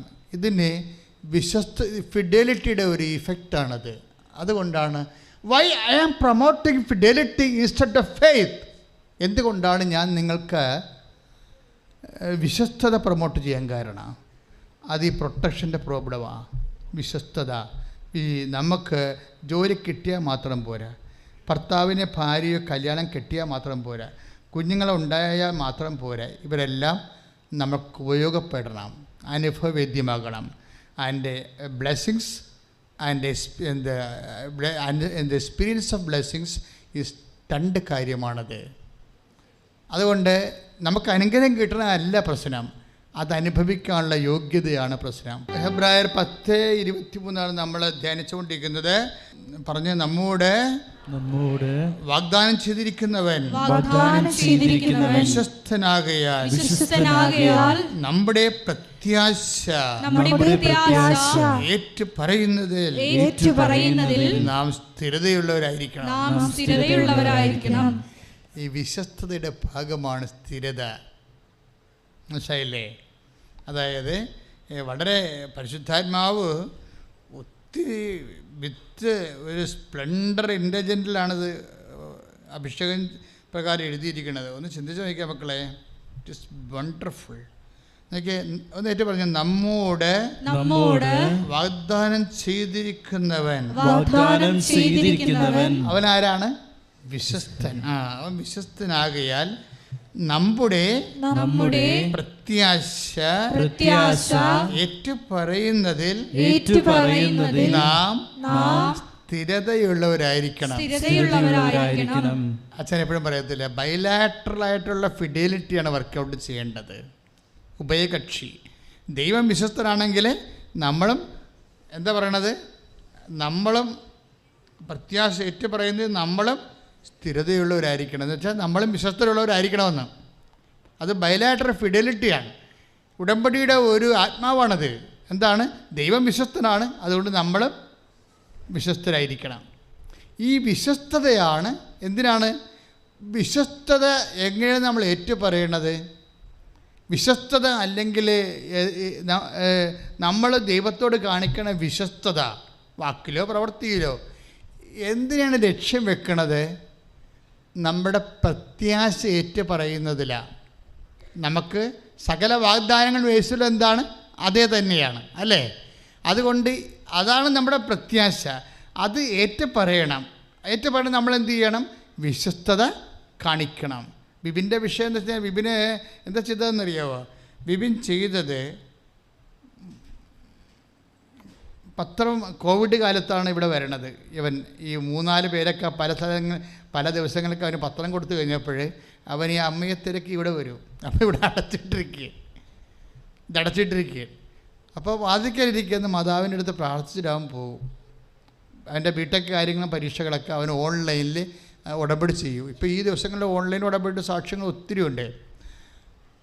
ഓൺലൈൻ ഉടമ്പടി ചെയ്ത ആൾക്കാരെല്ലാം പെട്ടെന്ന് വന്നിട്ട് എന്തുകൊണ്ടാണ് അവർ തീർത്ഥാടന ഉടമ്പടി ചെയ്യണമെന്ന് വെച്ചാൽ, ഓൺലൈൻ ഉടമ്പടി എടുക്കുമ്പോൾ തന്നെ ദൈവം ലൈനിലാവും. അവൻ്റെ വാക്കുകൾക്ക് അവൻ്റെ വേദനയ്ക്ക് ആശ്വാസം കിട്ടും. അതുകൊണ്ടാണ് അങ്ങനെ ചെയ്യണത്. അപ്പോൾ ആദ്യം ഇവന് ഓൺലൈൻ ഉടമ്പടി ചെയ്യാണ് ചെയ്തത്.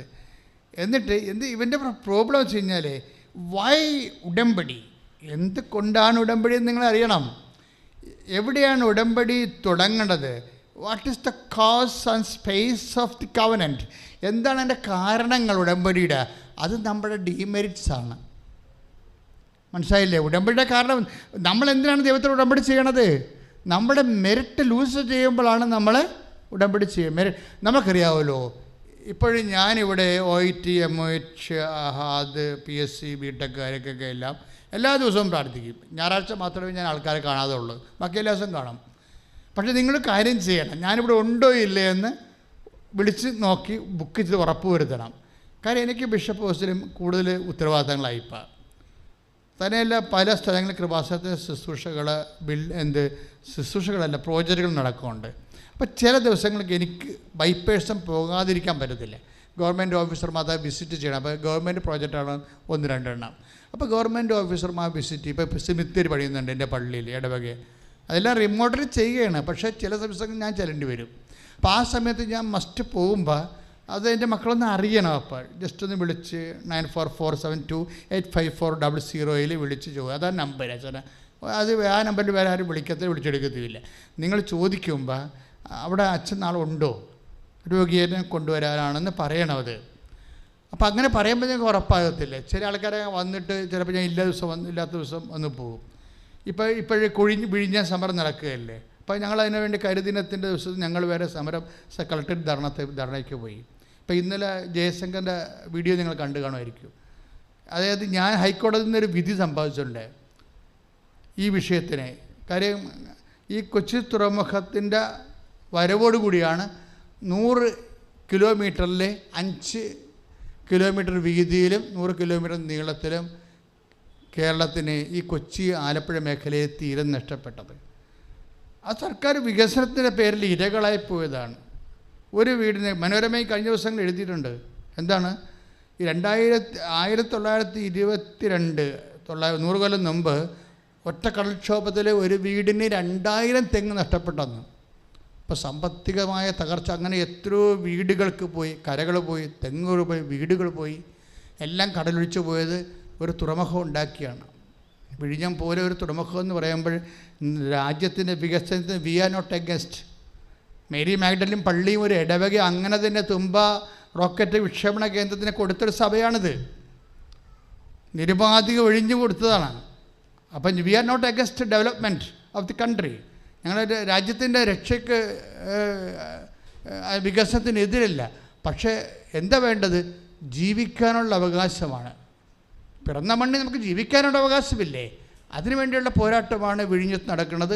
ആ പോരാട്ടം ഇനി നേരെ കടലോരം മുഴുവൻ നടക്കും. ഇപ്പം തന്നെ എന്തുകൊണ്ടാണ് കുടിയേറ്റ അവിടെയുള്ളവരെല്ലാവരും ഇന്നലെ വന്ന് ഐക്യദാർഢ്യം പ്രഖ്യാപിച്ചത്?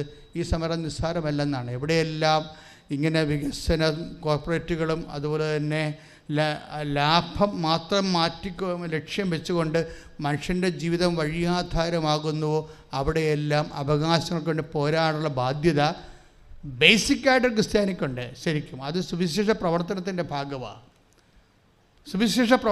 ഭാഗമാണ്. അത് നീതിക്ക് വേണ്ടിയുള്ള നിലവിളി, നീതിക്ക് വേണ്ടിയുള്ള വിശപ്പ്, ഇതെല്ലാം സുവിശേഷ പുണ്യമാണ്. ഈശോ എത്രയോ പ്രാവശ്യം നേരത്തെ പറഞ്ഞു, നീതിക്ക് വേണ്ടി വിശക്കുന്നവർ ഭാഗ്യവാന്മാർ, അവർക്ക് സംതൃപ്തരാക്കപ്പെടും. അപ്പോഴപ്പോഴായാലും അത് കർത്താവിൻ്റെ വചനമാണ്. അപ്പോൾ നീതിക്ക് വേണ്ടി വിശക്കേണ്ട ഒരു സമയം വരുമ്പോൾ, നീതിക്ക് വേണ്ടി കരയേണ്ട ഒരു സമയം വരുമ്പോൾ വിശക്കും കരയുകയും അത് നമ്മുടെ പ്രതിഷേധവും പ്രതിരോധവുമായിട്ട് അധികാരസ്ഥാനങ്ങളിൽ അറിയിക്കുകയും ചെയ്യാം.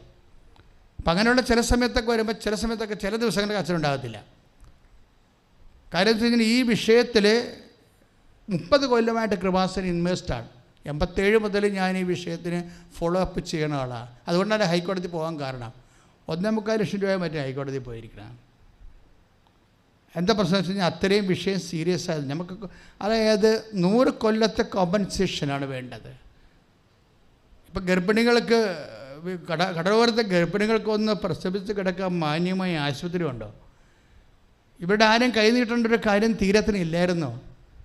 കല്യാണം വരെ കടലിൽ കൂടി കൊണ്ടുപോയൊരു കാലം ഉണ്ടായിരുന്നു. അത്രയ്ക്ക് സമർത്ഥമായിരുന്നു. ഒരു കുടുംബത്തിന് മനോരമ എഴുതിയിരിക്കണം, ഒരു കുടുംബത്തിന് 2000 തെങ്ങേ ഒറ്റ കൊച്ചി തുറമുഖം തുടങ്ങിയപ്പോൾ അതിൻ്റെ ബ്രിസ്റ്റോ സായിപ്പ് അതിൻ്റെ ഡ്രഡ്ജിങ് തുടങ്ങിയപ്പോൾ അന്നുണ്ടായ ആക്രമണമാണ്. അതിനെതിരെയാണ് ഞാൻ ഹൈക്കോടതി പോയത്. കോടതി അനുകൂലമായ വിധി തന്നു. All grievances must be settled പെർമനൻ്റലി.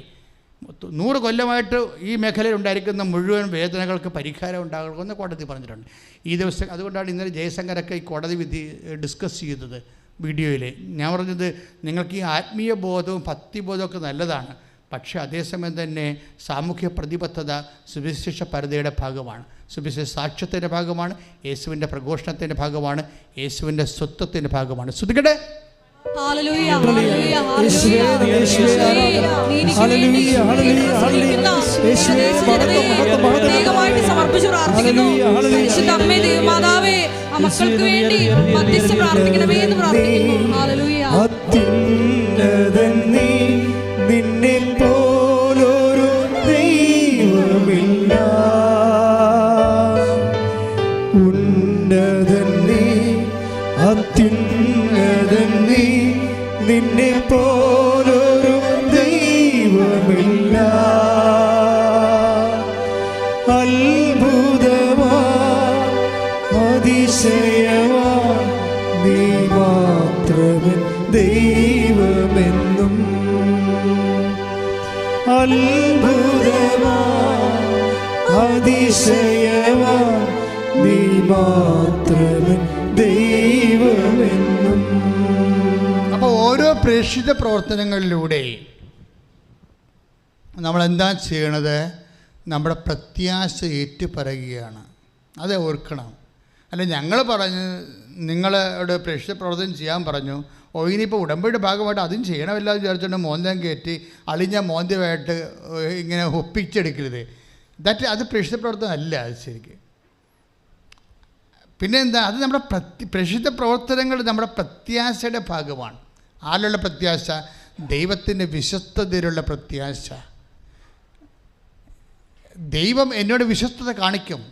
എൻ്റെ ജോലി, വീട്, വിവാഹം, ഞാൻ ഇന്ന് അനുഭവിക്കുന്ന എല്ലാവിധ അസമാധാനങ്ങളും, കോടതിയിലെ കേസ്, വിവാഹമോചനത്തിൻ്റെ കേസ്, വീട്ടിലുണ്ടാകുന്ന അലോക്യങ്ങളും, കുട്ടികളില്ലാത്ത അവസ്ഥകളും, കുട്ടികൾ ഉള്ളതിൻ്റെ അവസ്ഥകളും, ഇങ്ങനെ എൻ്റെ കണ്ണീരിൻ്റെ ഓരോ കാരണങ്ങൾക്കും ദൈവം ഇടപെടും. അതിന് അവൻ എന്നോട് വിശ്വസ്തത കാണിക്കും എന്നുള്ള എൻ്റെ പ്രത്യാശ. ആ പ്രത്യാശയാണ് ഹെബ്രായർ 10:23 പറയണത്.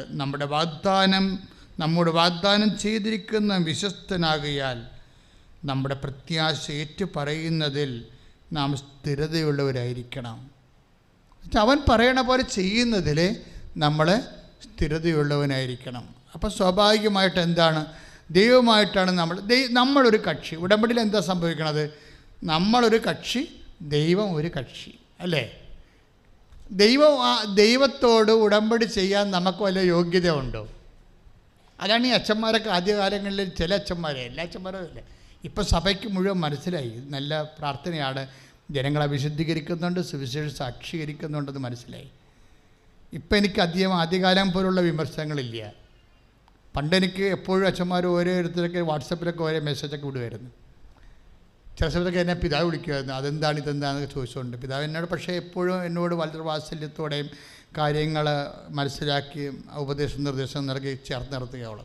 എന്നെ പ്രശ്നം വെച്ച് കഴിഞ്ഞാൽ ഈ എപ്പോഴും വരുന്നൊരു വിഷയം, ഇപ്പോൾ നമ്മൾക്ക് ഒരു വിഷയമുണ്ടായി. ഈ വിഷയം ചില സമയത്ത് നമ്മുടെ മെരിറ്റിൽ ഒതുങ്ങണതായിരിക്കുന്നത്. എന്തുകൊണ്ടാണ് നമ്മൾ ഉടമ്പടി ചെയ്യണത്? നമ്മൾക്കുണ്ടായിരുന്ന വിഷയം നമ്മുടെ മെരിറ്റിൽ ഒതുങ്ങാത്തപ്പോഴാണ് ഉടമ്പടി ചെയ്യണത്. നിങ്ങൾക്കറിയാമല്ലോ, മെരിറ്റ് എന്ന് പറഞ്ഞാൽ എന്താണ്? യോഗ്യത.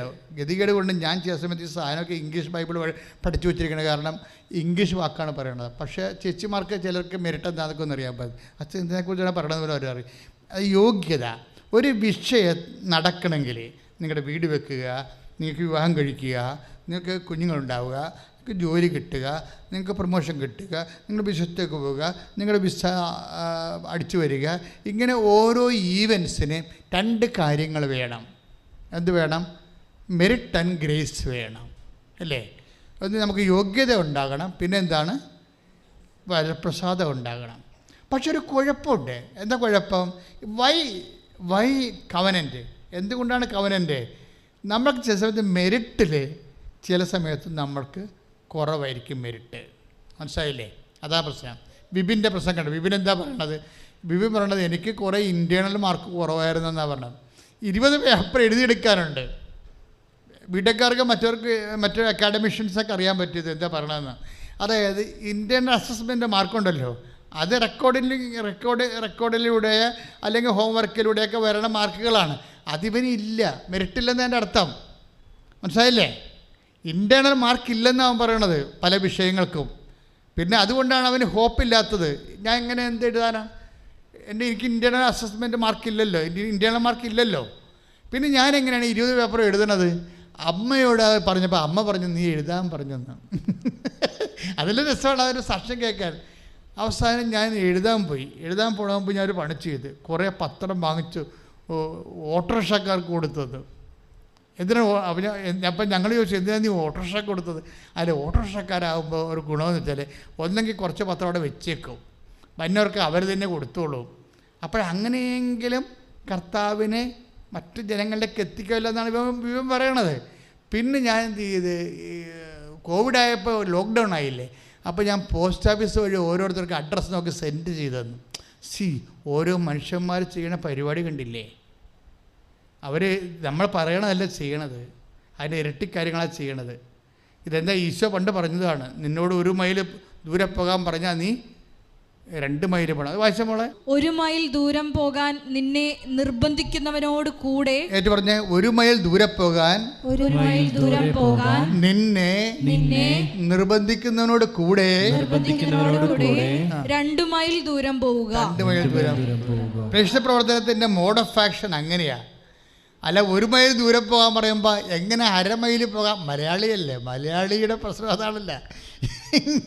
1 മൈൽ പോകാൻ പറയുമ്പോൾ നമ്മുടെ സുഹൃത്തത്ത് ഇതെങ്ങനെ 1/2 മൈലാക്കാമെന്ന് ചിന്തിച്ചുകൊണ്ടിരിക്കും ഇല്ലേ? അങ്ങനെയല്ല. പ്രേക്ഷിത പ്രവർത്തനം ദൈവത്തോട് ചെയ്യുന്ന പ്രവർത്തനങ്ങളെന്ന് പറയണത് 1 മൈൽ പോകാൻ നിന്നോട് ആവശ്യപ്പെട്ടാൽ എന്ത് ചെയ്യണം? നിങ്ങൾ 2 മൈൽ പോകണം. അതാണ് 5 കാശ് രൂപ വാങ്ങിക്കാവുന്ന ചിഞ്ചു പറഞ്ഞത്.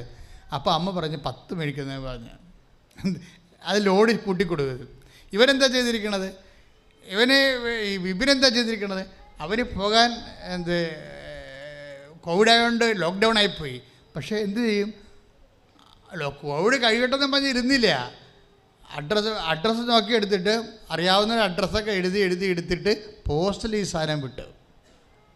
ഇത് എന്താ ഞാൻ മുമ്പ് പറഞ്ഞില്ലേ, അതായത് നമ്മൾ സത്യസന്ധരാണ്, നമ്മൾ വിഷയം ഓറിയൻറ്റഡ് അല്ല, നമ്മൾ ദൈവം ഓറിയൻറ്റഡ് ആണെന്നുണ്ടെങ്കിൽ പരിശുദ്ധാത്മ വർക്ക് ചെയ്യും. മനസ്സിലായില്ലേ? നമുക്ക് എപ്പോഴും സംഭവിക്കുന്നത് നമ്മൾ വിഷയം ഓറിയൻറ്റഡ് ആണ്, അതാണ് കുഴപ്പം. പരിശുദ്ധാത്മ വർക്ക് ചെയ്യാത്തതിൻ്റെ കാരണം ഇതാണ്. എപ്പോൾ കെട്ടാൻ പറ്റും, ഈ കല്യാണം ഒക്കുമായിരിക്കുമോ, ഇപ്പോൾ ഇതോടുകൂടി ഈ മാസം ഗർഭിണിയാകുമോ, പ്രൊമോഷൻ. അപ്പോൾ നമ്മൾ വിഷയം ഓറിയൻറ്റഡ് ആകും. അപ്പം നമ്മൾ മെറ്റീരിയൽ ജഡികരായി പോകും. ജഡികത്തല്ല കുഴപ്പം എന്താ? ജഡത്തിൽ നിന്ന് ജനിക്കുന്ന ജഡവും ആത്മാവിൽ നിന്ന് ജനിക്കുന്നത് ആത്മാവുമാണ്. നമ്മൾ ദൈവത്തെയാണ് ഓറിയൻറ്റഡ് ചെയ്യേണ്ടത്. പരിശുദ്ധാത്മ പ്രവർത്തിക്കണമെങ്കിലേ അത് വായിച്ചോളൂ. യോഹന്നാൻ്റെ സുവിശേഷം. ജഡത്തിൽ നിന്ന് ജനിക്കുന്ന ജഡവും എന്ന് പറഞ്ഞ് ശ്രദ്ധിക്കട്ടെ.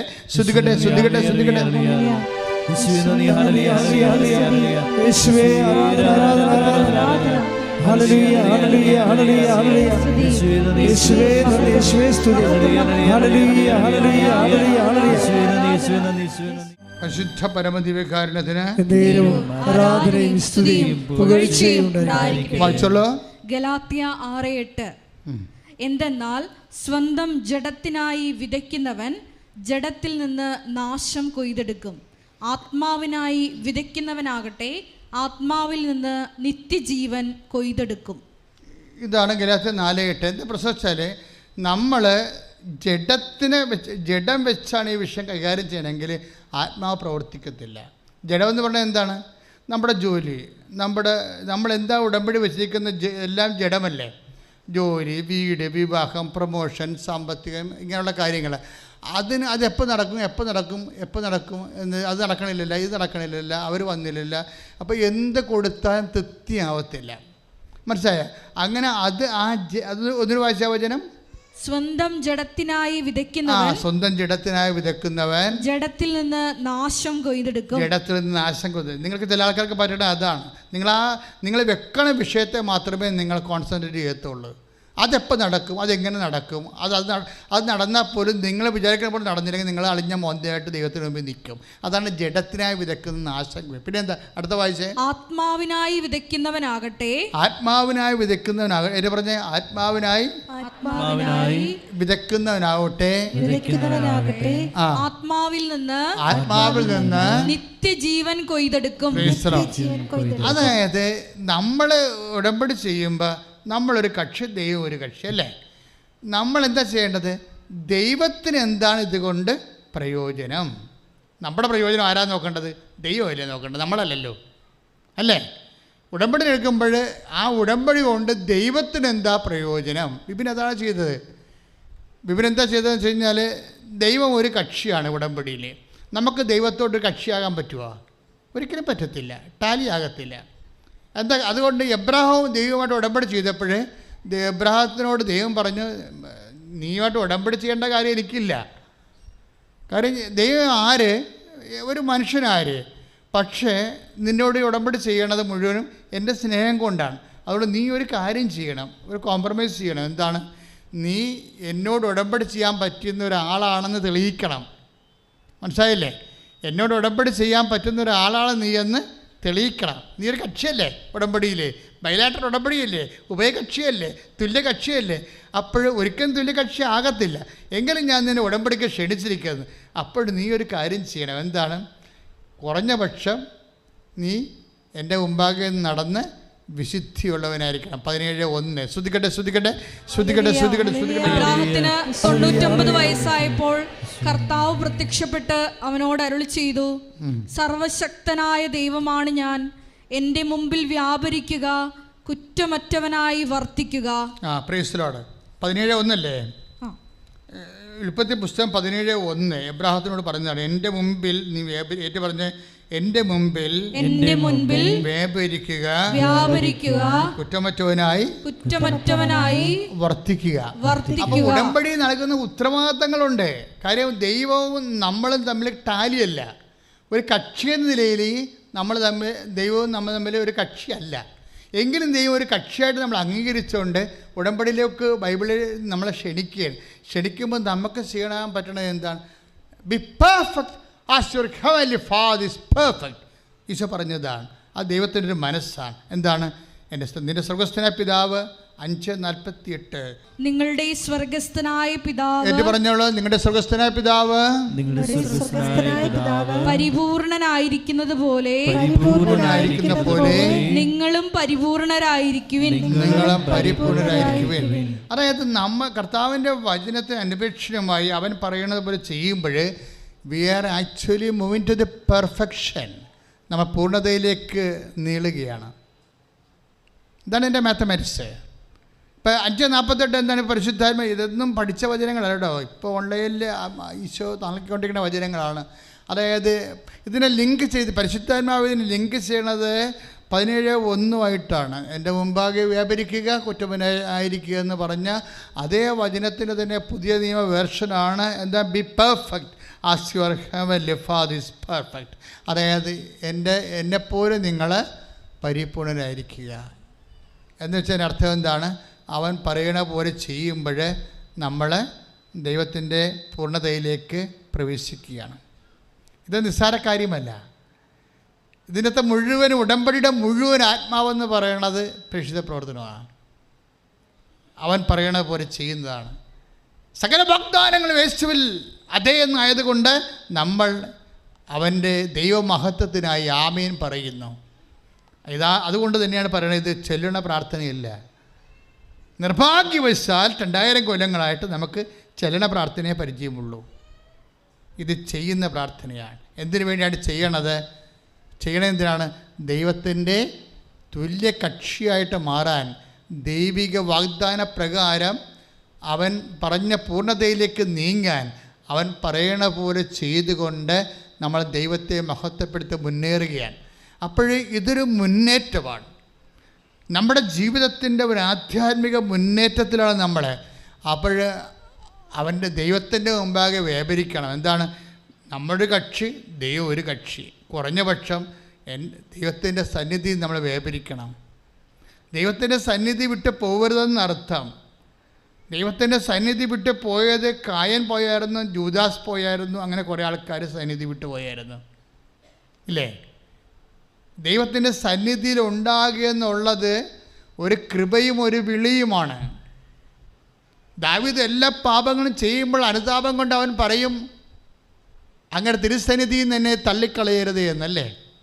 ഉടമ്പടി പാലിച്ചുകൊണ്ട് ദൈവം വിഭാവന ചെയ്യുന്ന പൂർണ്ണതയിലേക്ക് സഞ്ചരിക്കുന്നത് എന്തുകൊണ്ടാണ്? നമ്മളൊരു കോമ്പറ്റൻ്റ് ആയിട്ടുള്ള കക്ഷിയായിട്ട് മാറാൻ വേണ്ടിയാണ്.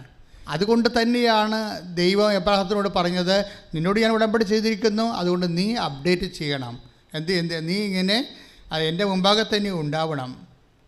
മനസ്സിലായില്ലേ? സന്നിധി വിട്ട് പോകരുത്.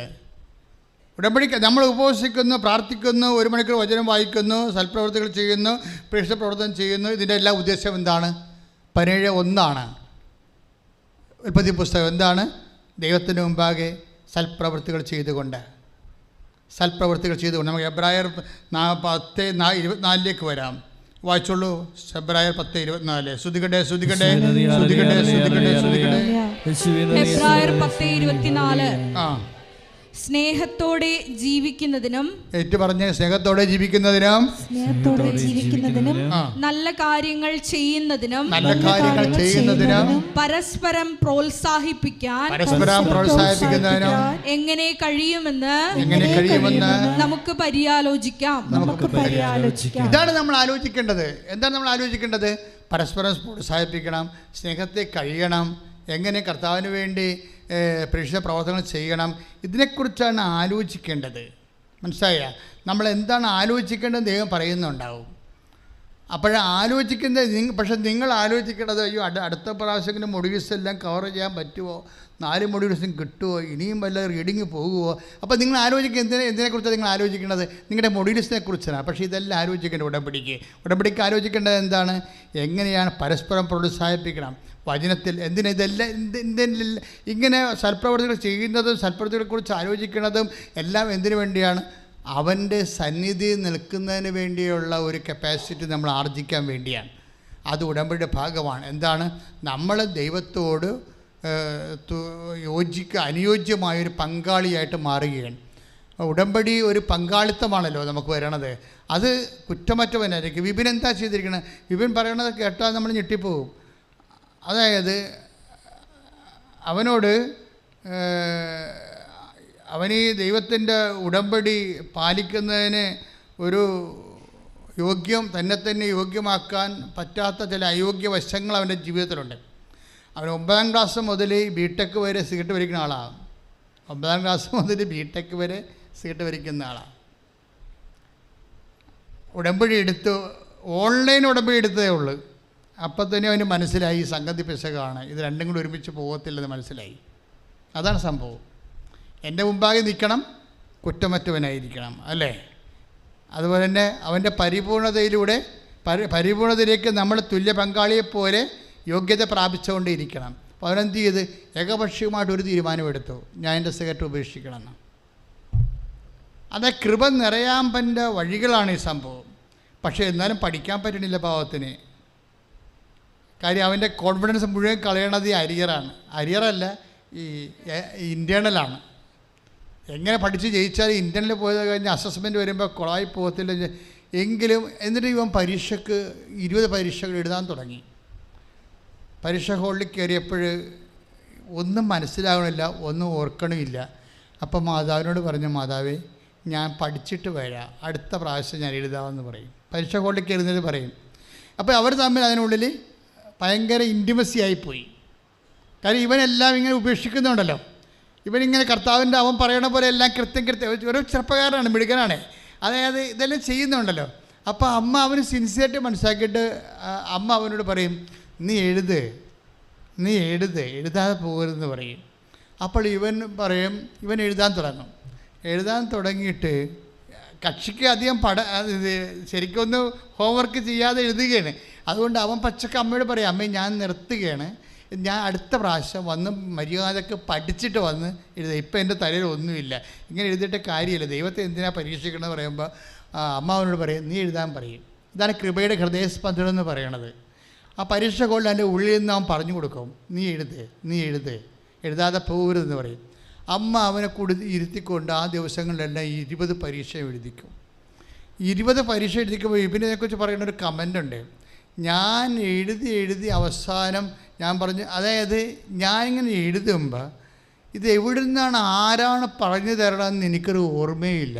എനിക്കിങ്ങനെ ഉത്തരം ഡിക്റ്റേറ്റ് ചെയ്തുകൊണ്ടിരിക്കുകയാണ് എൻ്റെ ഉള്ളിൽ നിന്ന്. മനസ്സിലായോ? കൃപ വന്ന് നിറയുകയും എൻ്റെ ഉള്ളിൽ നിന്ന് എനിക്ക് അമ്മയെല്ലാം പറഞ്ഞു തരികയും ചെയ്യുകയാണ്. എന്നിട്ട് ഇതെല്ലാം കഴിഞ്ഞ് എഴുതി കഴിയുമ്പോൾ, ഈ 20 പരീക്ഷ എഴുതി കഴിയുമ്പോൾ, അരിയറെല്ലാം എഴുതി കഴിയുമ്പോൾ ഇവൻ കോൺഫിഡൻ്റ് ആവും. ഇവൻ കോൺഫിഡൻ്റ് ആകുമ്പോൾ അവൻ ജയിച്ച പോലെയാവും.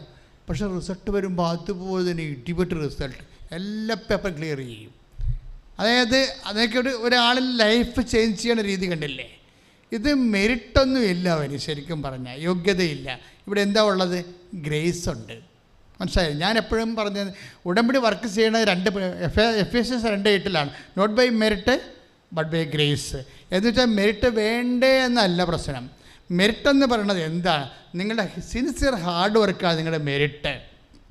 മനസ്സിലായ? നിങ്ങളുടെ സിൻസിയർ ഹാർഡ് വർക്ക്, സത്യസന്ധമായ കഠിനാധ്വാനം ഉണ്ടെങ്കിലും ചില സമയത്ത് മെറിറ്റ് ഡാമേജായി പോകാം. അങ്ങനെ വന്നാൽ ഉടമ്പടി നിങ്ങളെ താങ്ങി നിർത്തും. കാരണം എന്താണ്? ഉടമ്പടിയിൽ നമുക്ക് ലഭിക്കണത് എന്താണ്? ഗ്രേസാണ്. ദൈവവചന ഗ്രേസാണ് കിട്ടുന്നത്. അതല്ല, ഇവൻ ഇതുകൊണ്ട് കൂട്ടുകാരത്ത് പറഞ്ഞു കൊടുത്ത് 32 അരിയറുണ്ടായിരുന്ന ആൾക്കാരെ കൊണ്ട് അവൻ എഴുതിച്ചിട്ടുണ്ട്.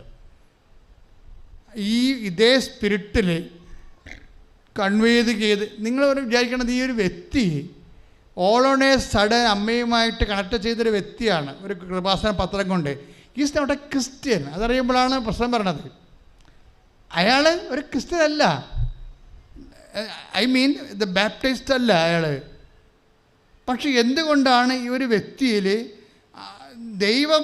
ദൈവ തിരുസന്നിധിയിൽ വിശുദ്ധനായി ജീവിക്കാൻ വേണ്ടി ആര് തീരുമാനിച്ചാലും അതിനു വേണ്ടി ബുദ്ധിപൂർവമായിട്ട് ഇൻവെസ്റ്റ് ചെയ്യാൻ തീരുമാനിച്ചാൽ ദൈവം എബ്രഹാത്തിനോടെന്ന പോലെ അവനോട് പങ്കുചേർന്ന് അവനോട് കൂട്ടുകൂടും. പന്നയിലെ മരിയൻ ഉടമ്പടി ആയതുകൊണ്ട് അമ്മ ഇങ്ങനെ സഞ്ചാരി മാതാവാണ്. എന്താ പ്രശ്നം? ഉടമ്പടിയുടെ ഒരു ഘട്ടമല്ലേ, ഒരു കഷ്ണമല്ലേ അത്? എന്താണ്? നീ പോകുന്നിടത്തെല്ലാം നിൻ്റെ കൂടെ ഞാൻ വരൂ. അപ്പോൾ ഒരു സിംഗിൾ ഈവൻറ്റിനല്ല നമ്മൾ ഉടമ്പടി ചെയ്യണത്. വചനം എന്താ പറഞ്ഞിരിക്കണത്? ഏറ്റു പറഞ്ഞ്, നീ പോകുന്നിടത്തെല്ലാം നിന്നോടൊപ്പം ഞാൻ വരും. അപ്പം നമ്മളൊരു സിംഗിൾ, അത് ജോഷുവ 1:9 അവസാനത്തെ വചനമാണ്. ജോഷുവ 1:9 ഒന്നിന് പറഞ്ഞ്, നിങ്ങൾ പോകുന്നിടത്തെല്ലാം. അപ്പോൾ ഒരു സ്ഥലമല്ലല്ലോ, ഇല്ലേ? അതായത് ഉടമ്പടിയുടെ ഏറ്റവും വലിയൊരു ഗുണമെന്ന് പറയുന്നത്, നമ്മൾ ഏതെല്ലാം മേഖലകളിലേക്ക് ചേഞ്ച് ചെയ്യുന്നു അവിടെയെല്ലാം ദൈവത്തിൻ്റെ സാന്നിധ്യം ഉടമ്പടി ഉറപ്പ് വരുത്തുന്നുണ്ട്. എല്ലാ വിഷയങ്ങൾക്കും നിങ്ങൾ എന്തെല്ലാം മൂവ്മെൻറ്റ് നടത്തുന്നു അതെല്ലാം ദൈവം ഗ്യാരണ്ടി ചെയ്യും. രക്ഷിത പ്രവർത്തനത്തിൻ്റെ ഒരു സാക്ഷ്യം കൂടി പറഞ്ഞിട്ട് നമ്മൾ രോഗസൗഖ്യ പ്രാർത്ഥനയ്ക്ക് പ്രവേശിക്കുകയാണ്. ഷീജ ജോയി പോട്ടയിൽ നിന്നൊരു സഹോദരി സാക്ഷ്യം പറഞ്ഞായിരുന്നു. ഈ ഉടമ്പടി, എനിക്ക് പറയാനുള്ള, ഉടമ്പടി കാലത്ത് ദൈവം നമ്മൾ ഇൻട്രാക്ട് ചെയ്യുന്ന കാലമല്ലേ. നിങ്ങൾ ഉഴപ്പിയത് കൊണ്ട്, വിശുദ്ധിയില്ലാതെ ജീവിക്കണതുകൊണ്ടാണ് ചില സമയത്ത് ദൈവത്തെ നിങ്ങളോട് അടുക്കാൻ പറ്റാതെ വരുന്നത്. പക്ഷേ ഉടമ്പടിയോട് പോലെ സിമ്പിളായിട്ട് ദൈവത്തിന് ഇടപെടാൻ പറ്റിയ ഒരു പ്രാർത്ഥനാ രൂപമില്ല. അത്രയും സിമ്പിളാണിത്. അപ്പം അല്പമൊന്നും നമ്മളൊന്ന് ശ്രദ്ധിച്ചാൽ മതി. ഇപ്പം ഷീജ ഉടമ്പടി എടുത്തപ്പോൾ തന്നെ അമ്മ ഒരു സ്വപ്നം കാണിച്ചു. അത് ഈ ആഴ്ചത്തെ സാക്ഷ്യമാണ്. സ്വപ്നം കാണിച്ചതെന്ന് വെച്ചാൽ, ഞാനിവിടുന്ന് പഴം കൊടുത്തുകൊണ്ടിരിക്കുന്നു, നേർച്ചപ്പഴം കൊടുത്തുകൊണ്ടിരിക്കുക. ആൾത്താറിൽ ഒരു പഴം അവൾക്ക് കൊടുത്തു. അപ്പോൾ ആ പഴം കൊടുത്തപ്പോൾ ഉടനെ അത് ഷീജ ബാക്കിലേക്ക് പാസ് ചെയ്ത്, കിട്ടാത്തവർക്ക് പാസ് ചെയ്ത്. അപ്പോൾ അവൾ നോക്കുമ്പോൾ പുറകിലോട്ട് പാസ് ചെയ്ത് തിരിഞ്ഞ് നോക്കുമ്പോൾ കൈ 2 പഴം ഇരിക്കണം. അപ്പോൾ ഉടനെ അതും കിട്ടാത്തവർക്ക് ഇങ്ങനെ പാസ് ചെയ്ത്, അപ്പം തിരിഞ്ഞ് നോക്കുമ്പോൾ കൈ 2 പടലപ്പഴം ഇരിക്കണ്ടേ. എന്താ സംഭവിച്ചു കഴിഞ്ഞാൽ ഇവർക്ക് ആമവാദമാണ്. ഞാൻ സാക്ഷിയിട്ടിട്ടുണ്ടേ, നോക്കണേ. ആമവാദമാകുമ്പോൾ കൈ പൊക്കാൻ പറ്റത്തില്ല. ഒരു കൈ ഇങ്ങനെ തളർന്ന് കിടക്കുകയാണ് വാദം പിടിച്ച്. എന്നിട്ട് ഇവർ ഹസ്ബൻഡിൻ്റെ കൂടെയാണ് ഇവിടെ വരണത്. പക്ഷെ ഒരു പ്രാവശ്യം ഹസ്ബൻഡ് ആ സമയത്ത് ലീവ് കിട്ടിയില്ല, അതുകൊണ്ട് ഒറ്റക്ക് വന്ന്. അതങ്ങനെ പോകാൻ പറ്റില്ല, ഒരു കൈ ഇങ്ങനെ നടക്കുമ്പോൾ ഒരു കൈ കൊണ്ട് പിടിച്ച് ബസ്സെ പിടിച്ച് വരണ്ടേ. ഓരോ മനുഷ്യരുടെ ഇൻവെസ്റ്റ്മെൻറ്റ് കണ്ടില്ലേ, അതാണ് നമ്മൾ ശ്രദ്ധിക്കേണ്ടത്. ഇവരിവിടെ വന്ന് ഇതുപോലെ നിങ്ങളെ ധ്യാനമൊക്കെ കൂടി വെച്ചും പോകാൻ നേരത്ത് ഇവർ ബിഷോപ്പർ കൊണ്ടാണ് വരണത്. അപ്പോൾ 100 പത്രം വാങ്ങിക്കും.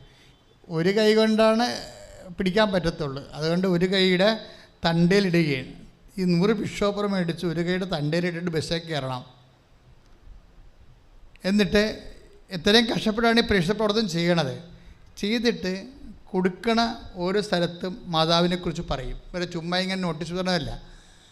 കാര്യം നിങ്ങൾക്കറിയാം, ഉടമ്പടി എന്ന് പറഞ്ഞ ഒരു ചെയ്യുന്ന പ്രാർത്ഥനയാണ്, ചൊല്ലുന്ന പ്രാർത്ഥനയല്ല. ഞാൻ പ്രത്യക്ഷീകരണ പ്രാർത്ഥന 100 പ്രാവശ്യം ചൊല്ലി പ്രത്യക്ഷീകരണ പ്രാർത്ഥന എഴുതിയെന്നൊക്കെ പറഞ്ഞിട്ട് വരിക. അതൊക്കെ വെറുതെ വിട്ടിത്തരാം. അതൊന്നും ഇതിൻ്റെ അത് ഇല്ലാത്ത, അച്ഛൻ പറയാത്ത കാര്യങ്ങളൊന്നും നിങ്ങൾ കൂട്ടിച്ചേർക്കരുതേ. ഇത് തന്നെ വളരെ ശ്രദ്ധാപൂർവം ദൈവം തരാത്ത ഒരു പ്രചോദനങ്ങളും, അത് ദൈവികമായ പഠനങ്ങൾ, സഭയുടെ പഠനങ്ങളെല്ലാം വെച്ച് നോക്കിയിട്ട് എഡിറ്റ് ചെയ്തിട്ടാണ് ഞാൻ അത് പാസ് ചെയ്യണത്. അപ്പം നിങ്ങൾ എപ്പോഴും ശ്രദ്ധിക്കേണ്ട കാര്യം, ഈ വീട്ടിലിരുന്ന് ഇരുട്ടത്തിരുന്ന് വരെ എന്തെങ്കിലുമൊക്കെ കാണിച്ചു കൂട്ടിയിട്ട് ദൈവത്തെ പ്രസാദിപ്പിക്കുക എന്നുള്ള മിഥ്യാധാരണ ഒന്നും ഉണ്ടാക്കരുത്. ഉടമ്പടി മര്യാദക്ക് പുറത്തിറങ്ങി ചെയ്യണ ജോലിയാണ്, ചെയ്യണ പ്രാർത്ഥന. അവൻ പറയണ പോലെ ചെയ്യണ സംഭവം. അപ്പം അതുകൊണ്ട് തന്നെ ഇവരെന്താ ചെയ്യേണ്ടത്? ഇവരുടെ അവസ്ഥ കണ്ട, ഒരു കൈ അവർക്കില്ല. ഒരു കൈ വെച്ചുകൊണ്ടാണ് ഈ ബസ് കയറി വരണ പിടിച്ചോണ്ട്. അതിൻ്റെ ഒക്കെ 100 ബിഷോപ്പർ മേടിച്ച് 3 പത്രം മേടിച്ചുകൊണ്ട് ഒരു ബിഷോപ്പർ ഇട്ടുകൊണ്ട് കൈത്തണ്ടയിട്ടുകൊണ്ട് വരെ കൈത്തണ്ടലിടാൻ പറ്റത്തുള്ളൂ. അവരാ പത്രം ഓരോ സ്ഥലത്ത് കൊണ്ടേ കൊടുക്കും. കൊടുത്തിട്ട് അവർ മാതാവിനെക്കുറിച്ച് സംസാരിക്കും. മനസ്സിലായല്ലേ? തിരിച്ചടുത്ത മാസം ഇവിടെ വരുമ്പോൾ ഞാൻ നിൽക്കുന്നുണ്ടാവും ഇവിടെ. അപ്പോൾ പറയാം, വെച്ചാൽ എൻ്റെ കൈ ഇങ്ങനെ തളർന്നിരിക്കുകയാണെന്ന് പറയും. ഒരു കൈ ആമവാദമാണെന്ന് പറഞ്ഞു. അപ്പോൾ എനിക്കിവർ നടത്തിയ കാര്യങ്ങളെക്കുറിച്ചൊന്നും അറിയത്തില്ല. കുറേ ആൾക്കാരിങ്ങനെ ലൈൻ നിൽക്കുമ്പോൾ ഞാൻ പ്രാർത്ഥിക്കുന്ന കാര്യത്തിൽ ശ്രദ്ധിക്കത്തുള്ളൂ. എപ്പോഴും അങ്ങനെയാണ്. എന്നെ സംബന്ധിച്ചിടത്തോളം ദൈവം മഹത്വപ്പെടണം. അമ്മയുടെ പ്രത്യക്ഷീകരണത്തിന് അടയാളം ഉണ്ടാകണം.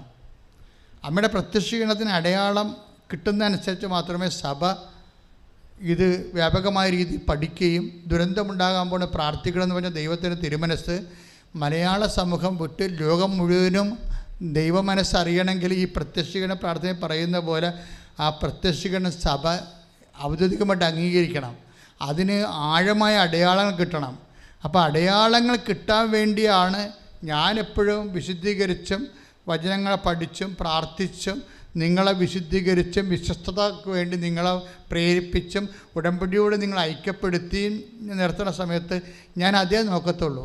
അതുകൊണ്ടാണ് പല ആൾക്കാരും അതിനോട് ബന്ധപ്പെട്ട് സഹകരിക്കാൻ പറ്റാത്ത ആൾക്കാരില്ലേ. ഞങ്ങൾക്ക് ഉടമ്പടി എടുക്കാൻ സമയമൊന്നുമില്ല, തലക്കൊന്നും പിടിക്കുകയെന്ന് ചോദിച്ചുകൊണ്ട് ചില ആൾക്കാർ വരും. ഉടമ്പടി എടുക്കാൻ സമയമില്ല, തലക്കൊന്നും പിടിക്കുക.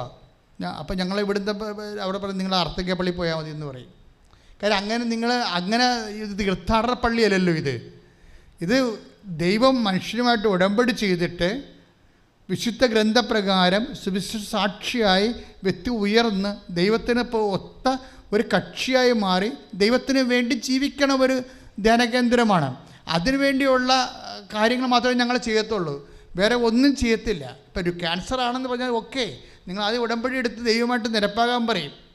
മനസ്സിലായി? അതാണ് ആദ്യം ചെയ്യത്തുള്ളൂ. കരുണ കാണിക്കണമെന്ന് പറഞ്ഞാൽ ഉടമ്പടി എടുക്കുക എന്നുള്ള വിഷയത്തിലാണ് കാരുണ്യം ഉള്ളത്. അപ്പോഴവരതിന് റെഡിയാകും. കൂടെ ആരെങ്കിലും വന്നിട്ടുണ്ടെങ്കിൽ ഇപ്പോൾ രോഗിക്ക് കയറാൻ പറ്റത്തില്ലെങ്കിൽ കൂടെ വന്ന ആൾക്കാർ കയറാൻ പറയും. കൂടെ വന്ന ആൾക്കാരെ കയറി ഉടമ്പടി എടുക്കുക. അപ്പം കൂടെ വന്ന ആൾക്കാർ ചുമ്മാ ഒരു തരം എന്താണ് ഈ ചുമട്ട് തൊഴിലാളികളെ പോലെ പിന്നെ സ്വന്തം മകനായിരിക്കുവേ അമ്മേനെ ചോട്ടോ തൊഴിലാളിനെ പോലെ വരും. ഇവിടെ കൊണ്ടുവന്ന് ഡംപ് ചെയ്യും. എന്നിട്ട് അവൻ അടപ്പുറത്ത് പോയി നിൽക്കും. അങ്ങനെ ഡംപ് ചെയ്യാൻ പറ്റത്തില്ല. അവനെ വിളിക്കും. ഞാൻ വിളിച്ച് പറയും, നീ മര്യാദയ്ക്ക് അമ്മയ്ക്ക് വേണ്ടി ഉടമ്പടി ചെയ്യാൻ പറയും. ഉടമ്പടി ചെയ്യുമ്പോൾ എന്താ പ്രശ്നം വെച്ച് കഴിഞ്ഞാൽ നമുക്കറിയാമല്ലോ, പിന്നെ പഴയതുപോലെ ജീവിക്കാൻ പറ്റത്തില്ലല്ലോ. അപ്പോഴേ ഈ സത്യസന്ധമായിട്ട് അമ്മ സൗഖ്യപ്പെടണമെന്ന് ഈ മകൻ ആഗ്രഹിക്കുന്നുണ്ടെങ്കിൽ അവൻ തീർച്ചയായിട്ടും അത് ചെയ്യും. അമ്മ ചത്താലും ജീവിച്ചാൽ അവന് പ്രശ്നമൊന്നുമില്ല, ചത്ത് കിട്ടി അത്രയും നല്ലതെന്ന് പറഞ്ഞിരിക്കുന്ന ആൾക്കാരാണ് ചുമട്ട് തൊഴിലാളികളായിട്ട് മാതാപിതാക്കന്മാരെ കൊണ്ടുവരുന്നത്. അവരൊക്കെ ഇവിടെ കൊണ്ടുവന്ന് ഡംപ് ചെയ്ത് വെച്ചും ലോഡ് ഇറക്കി വെച്ചും അവർ പോയി അവിടെ നിന്ന് ബിടിയും വിളിച്ച് സിഗരറ്റും വിളിച്ച് നിൽക്കും. അപ്പോൾ ആ കേസ് ഒന്നും ഇവിടെ എടുക്കത്തില്ല. നിങ്ങൾ വളരെ ശ്രദ്ധിക്കണം. കാര്യം ഞങ്ങളുടെ സമയം ഞങ്ങൾക്ക് ഉടമ്പടിയാണ് അമ്മ തന്നിരിക്കുന്നത്. അതിന് ലക്ഷ്യമുള്ളത് അമ്മയുടെ പ്രത്യക്ഷീകരണമാണ്. അമ്മയുടെ പ്രത്യക്ഷീകരണത്തിന് ആര് സാക്ഷിയാകാൻ തയ്യാറാകുന്ന രീതിയിൽ സമർപ്പിതരാകാൻ പോകുന്നു, അവരാണ് ഈ ഉടമ്പടി എടുത്തുകൊണ്ടിരിക്കുന്നത്. ആ ഉടമ്പടി എടുക്കുന്നവർ ഞങ്ങൾ മെയിൻറ്റെയിൻ ചെയ്തുകൊണ്ടിരിക്കും, അവരെ കറക്റ്റ് ചെയ്തുകൊണ്ടിരിക്കും. അവരുടെ സാക്ഷ്യങ്ങൾ കിടിലൻ സാക്ഷ്യങ്ങളൊക്കെ മാറാൻ വേണ്ടി അവരെ വിശുദ്ധീകരിച്ച് ശക്തീകരിച്ച് അവർക്ക് കൗൺസിൽ ചെയ്തും അവരെ അതനുസരിച്ച് ഗൈഡ് ചെയ്തുകൊണ്ടിരിക്കും. അതാണ് ഇവിടെ നടക്കുന്ന കൗൺസിലിങ്ങും എല്ലാ കാര്യങ്ങളും അങ്ങനെ തന്നെയാണ്. ലക്ഷ്യം മാതാവിൻ്റെ പ്രത്യക്ഷീകരണം സഭ ഏറ്റെടുക്കുക, ലോകത്തിനത് പ്രധാനപ്പെട്ട കാര്യമായി മാറുക. മറിച്ച് നിങ്ങൾ സുവിശേഷത്തിന് സാക്ഷികളാകുക, ദൈവത്തിന് വേണ്ടി ജീവിക്കുക, വിശുദ്ധീകരിക്കുക, നിങ്ങളെ ശക്തീകരിക്കുക, സാക്ഷികളാകുക. അത്തരം കാര്യങ്ങൾ നടക്കണം ഉടമ്പടിയിലൂടെ. അപ്പോഴേ എന്താ പ്രശ്നം വെച്ച് കഴിഞ്ഞാൽ അതിനെല്ലാം നിങ്ങളൊന്ന് പ്രാർത്ഥിച്ചേ, കർത്താവ് ദൈവമേ, ഉടമ്പടിയുടെ ആത്മാവ് പറഞ്ഞുകൊണ്ട് അമ്മയുടെ പ്രത്യക്ഷീകരണത്തിന്റെ സാക്ഷിയായി ജീവിക്കാൻ, അമ്മയുടെ പ്രത്യക്ഷീകരണത്തിന്റെ സാക്ഷിയായി ജീവിക്കുവാൻ എന്നെ ശക്തീകരിക്കണമേ. അപ്പൊ ഈ പ്രേക്ഷിത പ്രവർത്തനയുടെ ശക്തീകരിച്ചിട്ടാണ് ഷീജ വരണത്. അപ്പൊ ഈ കൈ അനങ്ങണില്ലല്ലോ. അപ്പൊ കുറച്ചനങ്ങ ഇപ്പൊ ഈ പ്രേക്ഷിത പ്രവർത്തനങ്ങളൊക്കെ കൂടിക്കഴിഞ്ഞപ്പോൾ മാതാവ് ഒരു 50% ഹീലിംഗ് കൊടുത്തു. 50% ഹീലിംഗ് കൊടുത്തു. അത് ഓട്ടോമാറ്റിക്കായിട്ട് സംഭവിച്ചതല്ല, അമ്മ കൊടുത്തതാണെന്നറിയാൻ വേണ്ടി 50% കൈ പൊങ്ങാൻ തുടങ്ങി. ആ 50% കൈ പൊങ്ങാൻ തുടങ്ങിയ കൈയും കൊണ്ട് ഇവിടെ വരുമ്പോൾ ഒരു വിശ്വാസപ്രവണത ചെയ്യുള്ളൂ. ആ കയ്യെ തൊട്ട് അപ്പോൾ തന്നെ കൈ പഴയതുപോലെ ബലം പ്രാപിച്ചു. പെട്ടെന്നാണ് സംഭവിക്കുന്നത്. ഇത്രയുമാണ് ഉടമ്പടി സംഭവം. അപ്പോൾ ഷീറ്റ് എന്താ പറയണത്, ഇപ്പം എനിക്ക് 2 പഴമെടുത്ത് പൊക്കാൻ പറ്റും. അതാണ് സ്വപ്നം. അമ്മ എന്താ പറഞ്ഞത്, നീ കുറച്ചായിട്ട് നിനക്ക് കിട്ടിയത് പാസ് ചെയ്യുക, അപ്പോൾ പിന്നെ ഞാൻ തരൂ, അത് നീ പാസ് ചെയ്യുക. അവസാനം നിനക്ക് നിൻ്റെ കൈ 2 പടലപ്പഴം എടുത്ത് പൊക്കാൻ പറ്റുന്ന രീതിയിൽ നിൻ്റെ കൈ ഞാൻ ശക്തിപ്പെടുത്തുമെന്നാണ്. അപ്പോൾ ഇതെല്ലാം ചെയ്യേണ്ടത് അമ്മയാണ്. അപ്പം നമ്മൾ ചില ആൾക്കാരൊക്കെ പറയും, ഇപ്പോൾ നമ്മുടെ അച്ഛന്മാർക്ക് വരെ പേടിയാണ്, അവരിങ്ങനെ അമ്മ രോഗശാന്തി നൽകുക, പിന്നെ അവർ ത്രിത്വക ദൈവമൊക്കെ പറഞ്ഞുകൊണ്ട് അതിൻ്റെ കൂടെ ചേർത്ത് മേമ്പൊടിയൊക്കെ ചേർത്തൊക്കെ അവർ പറയത്തുള്ളൂ. പണ്ടൊരു അച്ഛനുണ്ടായിരുന്ന അച്ഛനും ഇതുപോലെ തന്നെ അവർക്ക് അമ്മ അത് ചെയ്യുമെന്നുള്ളതിനെ പറഞ്ഞ് അമ്മ മധ്യസ്ഥം വഹിക്കുന്നതാണ് ഇവരുടെയൊക്കെ തലയിരിക്കുന്നത്. അല്ല, കൃപാസനം പഠിപ്പിക്കുന്നത് അമ്മ പുത്രൻ തമ്പുരാൻ്റെ മാതാവായ പരിശുദ്ധ ദേവമാതാവാണ്. ഒരു മനുഷ്യൻ്റെ കണ്ണീരൊപ്പാൻ അമ്മയ്ക്ക് കഴിയും. ലൂർദിലൊക്കെ നടക്കുന്ന ഇപ്പോൾ 70 അനുഭവങ്ങളെ, അതിശയങ്ങളെ ലൂർദിൽ അംഗീകരിച്ച് ആര് ചെയ്തതാണ്? അമ്മ ചെയ്ത അനുഭവങ്ങളാണ്. കൃപാസനത്തിൽ സംഭവിക്കുന്നത് അത് തന്നെയാണ്. അമ്മയെ ദൈവം അതിനു വേണ്ടി, രക്ഷകൻ്റെ അമ്മയല്ലേ, മദർ ഓഫ് ഗോഡാണ് അവരെ, രക്ഷകൻ്റെ അമ്മയാണ്. അതുപോലെ തന്നെ നിങ്ങൾ അതേ രീതിയിൽ തന്നെ അമ്മയോട് സുവിശേഷ വിഹിതമായി ജീവിക്കാൻ വേണ്ടി ദൈവത്തോട് നിങ്ങൾ പരിശുദ്ധ അമ്മ വഴി മാധ്യസ്ഥം വഹിക്കണം. അപ്പോൾ നിങ്ങളെ ദൈവം ശക്തിപ്പെടുത്തും. ആ ശക്തിപ്പെടുന്ന അനുസരിച്ച് കൊണ്ട് നിങ്ങൾക്ക് അമ്മയുടെ മാധ്യശക്തി നിങ്ങൾക്ക് വ്യക്തിപരമായിട്ട് അനുഭവവേദ്യമാകും. അതുകൊണ്ട് എപ്പോഴും നമ്മൾ ചെയ്യേണ്ട കാര്യം ചൊല്ലുക എന്നതിനേക്കാൾ ഉപരി ചെയ്യാൻ നോക്കണം. അമ്മ സുഖപ്പെടുത്തി എന്ന് പറഞ്ഞാൽ എന്താ, നിങ്ങൾക്ക് എന്താ, നിങ്ങളുടെ കൈയും കാലും തന്നു പോവുക. അത് ഏറ്റു പറയാനുള്ള ധൈര്യം ഉണ്ടാണ് നമുക്ക്. അമ്മയാണ് എന്നെ സുഖപ്പെടുത്തിയത്. അമ്മ ആരാണ്? രക്ഷകൻ്റെ അമ്മയാണ്, പിതാവ് ദൈവത്തിൻ്റെ മകളാണ്, പുത്രൻ തമ്പുരാൻ്റെ മാതാവാണ്, പരിശുദ്ധാത്മാൻ പ്രിയ വധുവാണ്, രക്ഷകര സംഭവത്തിൽ ത്രിത്വക ദൈവത്തിൻ്റെ മനുഷ്യ പങ്കാളിയാണ്. ഇവരാരാണെന്ന് വിചാരിക്കണത്? അതുകൊണ്ട് അവരുടെ മധ്യസ്ഥതയിലാണ് ഈ ഉടമ്പടി ചെയ്യണത്. അതുകൊണ്ടാണ് നമ്മൾ അവൻ പറയണ പോലെ ചെയ്യാൻ അമ്മ പറഞ്ഞത് കൊണ്ടാണ് നമ്മൾ അവൻ പറയണ പോലെ ചെയ്യണത്. അപ്പം മരിയൻ സുവിശേഷമാണ് നമ്മൾ നടപ്പിൽ വരുത്തുന്നത്, സാക്ഷിയാകണത്. അതുകൊണ്ട് തന്നെ ലോകത്തിലെ ഈശോനെ സ്വീകരിച്ചത് അമ്മയാണ്, വയറ്റിലിട്ട് വളർത്തിയത് അമ്മയാണ്, പെറ്റ് ലോകത്തെ വളർത്തിക്കൊടുത്തതും അമ്മയാണ്, സഭയുടെ കൂടെ ഉണ്ടായിരുന്നത് അമ്മയാണ്, സഭ സ്ഥാപിച്ചപ്പോഴും സഭ വളർത്തിയപ്പോഴും അപ്പോസ്തലന്മാരെ പറഞ്ഞു വിട്ടതും ലോകത്തെ സുവിശേഷവൽക്കരിച്ചതും അമ്മയാണ്, മുഴുവനും അമ്മയാണ്. അപ്പം അതുകൊണ്ട് തന്നെയാണ് മദർ ഓഫ് ചർച്ച് എന്ന് അവരെ വിളിക്കുന്നത്, സഭയുടെ മാതാവ്. അത്രയും ആ ലുത്തീനിയ മുഴുവനും എന്തുമാത്രം ഭാഷകൾക്ക് മനസ്സിലാവും, മദർ ആരാണെന്നൊക്കെ മനസ്സിലാകും. അത് നിങ്ങൾക്കറിയാമല്ലോ, നിങ്ങളെ ഭംഗി കൊണ്ട് ലുത്തീനിയ വിട്ടുകളയരുത്. ജപമാലയെ ചില ആൾക്കാർ ലുത്തീനിയ ചെല്ലത്തില്ല. ലുത്തീനിയ ജപമാല രഹസ്യങ്ങൾ പോലെ തന്നെ ബലമുള്ളതാണ്. കാര്യം അമ്മയിലൂടെ ദൈവം നിർവഹിച്ച നൂറ്റാണ്ടുകളിലൂടെ നിർവഹിച്ചുകൊണ്ടിരിക്കുന്ന മുഴുവൻ സത്യങ്ങളെ വെളിവാക്കുന്നതാണ്. അമ്മ ചെയ്തുകൊണ്ടിരിക്കുന്ന കാര്യങ്ങൾ ഓരോരോ കാലഘട്ടങ്ങളിൽ ഇപ്പോൾ ഫ്രാൻസിസ് മാർപ്പാപ്പ എന്താ പറയണത്, മദർ ഓഫ് റെഫ്യൂജി, അഭയാർത്ഥികളുടെ മാതാവ് എന്ന് വിളിച്ചത് ഈ കാലഘട്ടത്തിൻ്റെ ഒരവസ്ഥയുടെ സാധ്യത മാതാവിൽ കണ്ടുകൊണ്ട് അമ്മ അഭയാർത്ഥിയായി നടന്ന ആളാണ് ശരിക്കും. അതുകൊണ്ടാണ് എല്ലാ തരത്തിലുള്ള അഭയാർത്ഥികളെ സന്ധിക്കാൻ വേണ്ടി മനുഷ്യൻ്റെ കഴിവിനൊക്കെ അപ്പുറത്ത് അഭയാർത്ഥികളെ സന്ധിക്കാൻ സാധിക്കുന്നതും പരിശുദ്ധ അമ്മയ്ക്കാണ്. അപ്പം അതുകൊണ്ട് നീ എവിടെയായിരിക്കുന്നുവോ, നീ ഒരു അഭയാർത്ഥി. അവൻ പറഞ്ഞില്ലേ, എനിക്ക് ഭക്ഷണം കിട്ടില്ല അമ്മയെന്ന് ഇങ്ങോട്ട് വിളിച്ച് അവൻ്റെ അമ്മയെക്കുറിച്ച് പറയുക. ഞാൻ മുസ്ലിം പള്ളി വാതിക്കല താമസിക്കുന്നത്. അവൻ ആരാണ് ശരിക്കും പറഞ്ഞാൽ? അഭയാർത്ഥിയാണ് ശരിക്കും പറഞ്ഞാൽ. യുദ്ധം വരുമ്പോൾ അവിടുന്ന് ഓടിപ്പോണവർ മാത്രമല്ല അഭയാർത്ഥികൾ. വേറെയും കൂലിയില്ല ജോലിയില്ലാതെ നടക്കുമ്പോൾ നമ്മൾ ജനിച്ച മണ്ണിൽ അഭയാർത്ഥികളായി ജീവിക്കുന്നൊരു കാലമുണ്ട്. അപ്പോഴെല്ലാം അമ്മയാണ് നിനക്ക് അഭയം, അമ്മയാണ് നിനക്ക് ആശ്രയം. അഭിഷേകത്തോടെ കൈയടിക്കട്ടെ, സ്തുതിക്കട്ടെ, സ്തുതിക്കട്ടെ,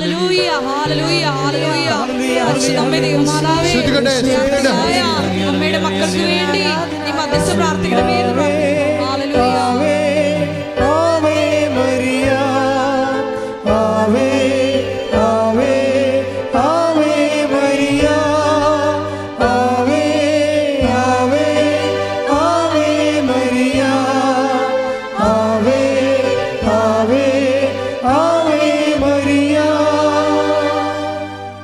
എന്താ ഒരു വിഷയം എന്ന് പറയണത്, യേശു ക്രിസ്തുവിന് ഈ കഞ്ഞി, കപ്പ, ജോലി, വീട്, വിവാഹം ഇങ്ങനെയുള്ള ജഡിക കാര്യങ്ങളിലേക്ക് അമിതമായ രീതിയിൽ വലിച്ചിഴക്കേണ്ട ഒരു കാര്യമില്ല.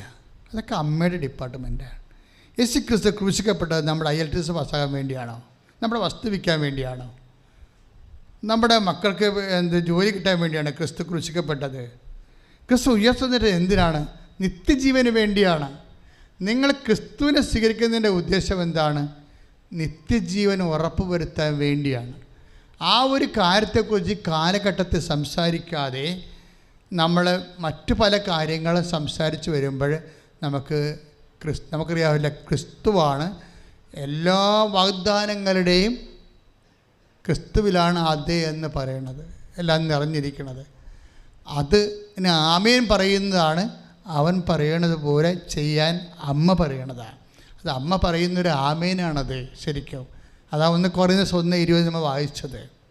അപ്പം സഭയിൽ അങ്ങനെ അവൻ പറയണ പോലെ ചെയ്തു വരുമ്പോൾ തീർച്ചയായിട്ടും അടയാളം ഉണ്ടാകും. അതാണ് യോഹന്നാൻ പറയണത്.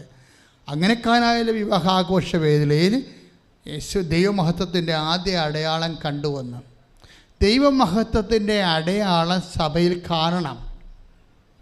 ഇത് സഭയാണെങ്കിൽ, ക്രിസ്തുവിൻ്റെ സഭയാണെങ്കിൽ അവിടെ അനുദിനം ദൈവമഹത്വത്തിൻ്റെ അടയാളങ്ങൾ കണ്ടുകൊണ്ടിരിക്കണം. മഹത്വത്തിൻ്റെ അടയാളങ്ങൾ നഷ്ടപ്പെടും. ചിലപ്പോൾ ഈ രോഗശാന്തി തട്ടിപ്പെന്നൊക്കെ പറഞ്ഞ് മറ്റുള്ളവർ നമ്മളെ പലതരത്തിൽ ആക്ഷേപിക്കുന്നില്ല. അതെല്ലാം പൈശാചിക ആക്രമണത്തിൻ്റെ ഒരു ഭാഗമാണ്. എന്താ കാരണം വെച്ച് കഴിഞ്ഞാൽ സഭയിലെ അടയാളം ലഭിക്കുന്നത് ക്രിസ്തുവിൻ്റെ മഹത്വത്തിൻ്റെ അടയാളമാണ്. കർത്താവ് അവരോട് സഹകരിക്കുകയും അടയാളങ്ങൾ കൊണ്ട് വചനം സ്ഥിരീകരിക്കുകയും ചെയ്തു. അതല്ലേ വചനം. മർക്കോസിൻ്റെ സുവിശേഷം ആദിമ സഭയുടെ മുഖമുദ്ര എന്താണ്? കർത്താവ് അവരോട് സഹകരിക്കണം. നമ്മളൊരു അടയാളം കാണുമ്പോൾ അതിൻ്റെ അർത്ഥം എന്താണ്? മർക്കോസ് എന്താ പറയണത്? 16:20 കർത്താവ് അവരോട് സഹകരിച്ചു, അല്ലെങ്കിൽ കർത്താവ് അവരോട് കൂടെ പ്രവർത്തിച്ചു. അപ്പോൾ കർത്താവിൻ്റെ ഇപ്പോഴത്തെ അവസ്ഥ എന്താണ്? നമ്മളുടെ കൂടെ പ്രവർത്തിക്കും. ആരുടെ മധ്യസ്ഥത്തിൽ? അമ്മയുടെ മധ്യസ്ഥത്തിൽ. കർത്താവ് എന്താ ചെയ്യണത്? കർത്താവ് നമ്മോട് കൂടെ പ്രവർത്തിക്കുകയും പിന്നെന്ത് ചെയ്യും? അടയാളങ്ങൾ കൊണ്ട് എന്തു ചെയ്യും? വചനം സ്ഥിരീകരിക്കുകയും ചെയ്യും. നീ എടുത്ത ഉടമ്പടിയുടെ സ്ഥിരീകരണം വരണത് അടയാളത്തിലൂടെയാണ്. അപ്പോൾ മഹത്വത്തിൻ്റെ അടയാളങ്ങൾ അസ്തമിക്കുകയോ മങ്ങുകയോ ചെയ്യുമ്പോൾ പിന്നെ സഭയിൽ വേറെ ഒന്നുമില്ല, അധികാരം മാത്രമേ ഉള്ളൂ. ആത്മീയത നഷ്ടപ്പെട്ടു പോകും. അധികാരം എന്ന് പറഞ്ഞാൽ അടയാളമില്ലാത്ത സഭ അധികാരം മാത്രമായി മാറിയാൽ അധികാരം A+ ധിക്കാരമാകും. അതാണ് പ്രശ്നം വരണത്. ആ ഒരു അവസ്ഥയിലേക്ക് സഭ ജീർണിച്ച് പോകാതിരിക്കാൻ വേണ്ടി ഒരു പ്രതിരോധം കൂടി തീർക്കാനുള്ള ബാധ്യത സുവിശേഷ സാക്ഷികൾക്കുണ്ട്. മക്കളെ എഴുന്നേൽക്കുക. വളരെ നിർണായകമായ സ്വർഗീയ നിമിഷങ്ങളാണ്. കൃപാസനം ഉടമ്പടി ആരാധന പ്രത്യേകത, അത് എപ്പോഴാണ് അത് അപ്പ് നടക്കുന്നത്, പിന്നെ അത് അപ്പ് ചെയ്യണത്, ആ നിമിഷം വരെ എക്കാലങ്ങൾ ഏതെല്ലാം കാലം അത് യൂട്യൂബിൽ കിടക്കുന്നു, അക്കാലങ്ങളെല്ലാം ആരാധനയിൽ പങ്കെടുക്കുന്നവർക്ക് അഭിഷേകം കിട്ടിക്കൊണ്ടിരിക്കും. അതുകൊണ്ടാണ് പഴയ ആരാധനയൊക്കെ കൂടി സൗഖ്യം പ്രാപിച്ചെന്നൊക്കെ ആൾക്കാർ വന്ന് സാക്ഷ്യം പറഞ്ഞ ഇതാണ്. അപ്പോൾ നിങ്ങൾ എപ്പോഴും നമ്മൾ ശ്രദ്ധിക്കണം, ഉടമ്പടി ആരാധന, ഉടമ്പടി എപ്പോഴെടുത്തവരായാലും ശരി, അവർ മുടങ്ങാതെ എല്ലാ ചൊവ്വാഴ്ചയും ഉടമ്പടി ആരാധന കൂടണം. ചൊവ്വാഴ്ച കൂടാൻ പറ്റില്ലെങ്കിൽ ബുധനാഴ്ചയോ വെള്ളിയാഴ്ചയോ അടുത്ത ചൊവ്വാഴ്ചക്കുള്ളിൽ ആ ഉടമ്പടി ആരാധന കൂടി, ഉടമ്പടിയുടെ ഒരു ദൈവദൃഷ്ടനത്തെയും നമ്മൾ ഏറ്റെടുത്തൊരു ഉത്തരവാദിത്തമാണ്. കർത്താവിൻ്റെ വചനം, ഉടമ്പടി ധ്യാനം കൂടി ആരാധനയിൽ പങ്കെടുത്തുകൊണ്ട് അഭിഷേകം പ്രാപിക്കാവുന്നുള്ളതും, വചനം അറിയാൻ വേണ്ടി, വചനം ലോകത്തിന് കൊടുക്കാൻ വേണ്ടി വചനം അറിയുന്നതും, അപ്ഡേഷൻ നടക്കുന്നതെല്ലാം, അതിൻ്റെ അഭിഷേകം നടക്കുന്നതെല്ലാം ഉടമ്പടി ആരാധനയിലാണ്. ഒരിക്കലും ഉടമ്പടി ആരാധന നിങ്ങൾ വിട്ടുപോവുകയോ കൂടാതിരിക്കുകയോ ചെയ്യരുത്. ഇവിടെ വന്ന് കൂടാനുള്ള സാഹചര്യമില്ല, പക്ഷെ നമുക്ക് ഓൺലൈനിൽ കൂടാൻ പറ്റും. രോഗമുള്ള രോഗികൾക്ക് വേണ്ടി പ്രാർത്ഥിക്കുന്ന സമയമാണ്. രോഗമുള്ളിടത്തെല്ലാം നിങ്ങൾ കൈകൾ വെച്ച് പ്രാർത്ഥിക്കുക. കൃപാസനത്തിലെ ഏറ്റവും വലിയ അഭിഷേകം നടക്കുന്ന ഒരു സമയമാണ്. എവിടെയാണ് തൈറോയിഡ് ഉള്ളവർ, ട്രാൻസ്ലേറ്റ് ഉള്ളവർ, അവരെല്ലാം തൊണ്ടയിൽ കൈവച്ച് പ്രാർത്ഥിക്കുക. നെഞ്ചുവേദനക്കാരും ശ്വാസകോശ രോഗമുള്ളവരും പാങ്ക്രിയാസിന് രോഗമുള്ളവരൊക്കെ പാങ്ക്രിയാസിൽ കൈവച്ച് പ്രാർത്ഥിക്കുക. നെഞ്ചിൽ കൈവച്ച് ഉദരരോഗികളെ ഉദരത്തിൽ കൈവച്ച് പ്രാർത്ഥിക്കുക. അടിവയറിന് പെരുപ്പും മൂത്രമൊഴിക്കുമ്പോൾ ചെരിച്ചിലും പുകച്ചിലും മൂത്രാശയത്തിൽ കല്ലും ഒക്കെ ഉള്ളവർ അടിവയറ്റിൽ കൈവച്ച് പ്രാർത്ഥിക്കുക. നടുവേദനക്കാരും കിഡ്നി രോഗികളും പുറകിൽ കൈവച്ചുകൊണ്ട് പ്രാർത്ഥിക്കുക. സർവാംഗൻ രോഗമുള്ളവർ സ്വന്തം ശിരസ് കൈവച്ചുകൊണ്ട് പ്രാർത്ഥിക്കുക. നല്ല സമയമാണ്, അഭിഷേകത്തിൻ്റെ സമയമാണ്. കർത്താവേ, അങ്ങയുടെ ദാസൻ അങ്ങയുടെ നാമത്തിൽ പ്രാർത്ഥിക്കാൻ തുടങ്ങുന്നു. ഓ ആരാധ്യനെ, അമ്മ മാതാവ് ജീവനോടെ പ്രത്യക്ഷപ്പെട്ടുകൊണ്ട് മധ്യസ്ഥം വഹിച്ച സ്ഥലമാണിത്. ഈശോ ജീവനോടെ അൾത്താറിൽ എഴുന്നള്ളിയിരിക്കുന്ന വിശുദ്ധമായ നിമിഷങ്ങളിലെ അടയാളങ്ങൾ കാണിക്കണമെന്ന് പ്രാർത്ഥിക്കുന്നു. ആദിമസഭയെപ്പോലെ ഞങ്ങൾ പ്രാർത്ഥിക്കുന്നു. കർത്താവേ, അങ്ങയുടെ ഏകജാതനായ യേശുക്രിസ്തുവിൻ്റെ നാമത്തിൽ സഭയിൽ അടയാളങ്ങൾ കാണിക്കണമേ. കർത്താവേ, അങ്ങേ ദാസനായ യേശുക്രിസ്തുവിൻ്റെ നാമത്തിൽ സഭയിൽ അടയാളങ്ങൾ കാണിക്കണമേ. സ്തുതിക്കട്ടെ. കർത്താവേ, ദാസനായ യേശുക്രിസ്തുവിൻ്റെ നാമത്തിൽ സഭയിൽ അടയാളങ്ങൾ സംഭവിക്കട്ടെ. കർത്താവേ, ദാസനായ യേശുക്രിസ്തുവിൻ്റെ നാമത്തിൽ സഭയിൽ അടയാളങ്ങൾ സംഭവിക്കട്ടെ. കർത്താവേ, ദാസനായ യേശുക്രിസ്തുവിൻ്റെ നാമത്തിൽ സഭയിൽ അടയാളങ്ങൾ സംഭവിക്കട്ടെ. യേശുവേ, നിന്റെ ഉന്നതമായ നാമത്തിൽ സഭയുടെ അധികാരത്തിൽ കുരിശിൻ്റെ അടയാളത്തിൽ ദൈവത്തിൻ്റെ ശക്തിയാൽ മാർഗരോഗങ്ങൾ, തിരാവേദികൾ, ജീവിത ദുരിതങ്ങൾ യേശുവിന്റെ നാമത്തിൽ സൗഖ്യമാകട്ടെ.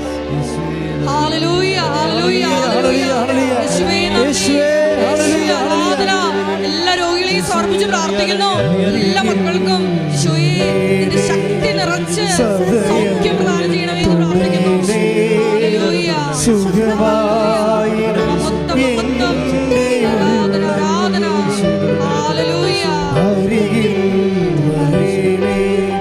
സദയം തുടരേ സുഖമായിടും എൻ്റെ ഉള്ളം. മക്കളെ, പിസ്തുല രോഗങ്ങൾ, PCOD രോഗങ്ങൾ ഒരടിവയറ്റിലാണ് കൈവച്ച് പ്രാർത്ഥിക്കേണ്ടത്. ചിലർക്ക് അലർജി രോഗങ്ങളുണ്ട്, ചിലർക്ക് സോറിയാസിൻ്റെ രോഗങ്ങളുണ്ട്. തലതൊട്ട് കൈതൊട്ടെല്ലാം ഉളച്ചു വരിക, തൊലി പൊളിഞ്ഞു വരിക. അവരെല്ലാവരും ഈ സമയത്ത് കൈകൾ അച്ഛനെപ്പോലെ വിടർത്തിക്കൊണ്ടുകൊണ്ട് പ്രാർത്ഥിക്കണം. ചിലക്ക് മൂക്കടഞ്ഞു പോയവരുണ്ട്, സൈനസിൻ്റെ അസുഖമുള്ളവരുണ്ട്,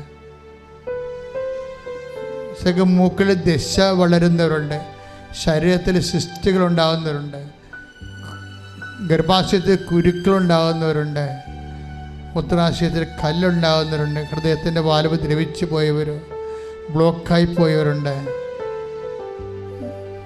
കരളെ വീക്കമുണ്ടായവരുണ്ട്, മഹോദര രോഗികളുണ്ട്.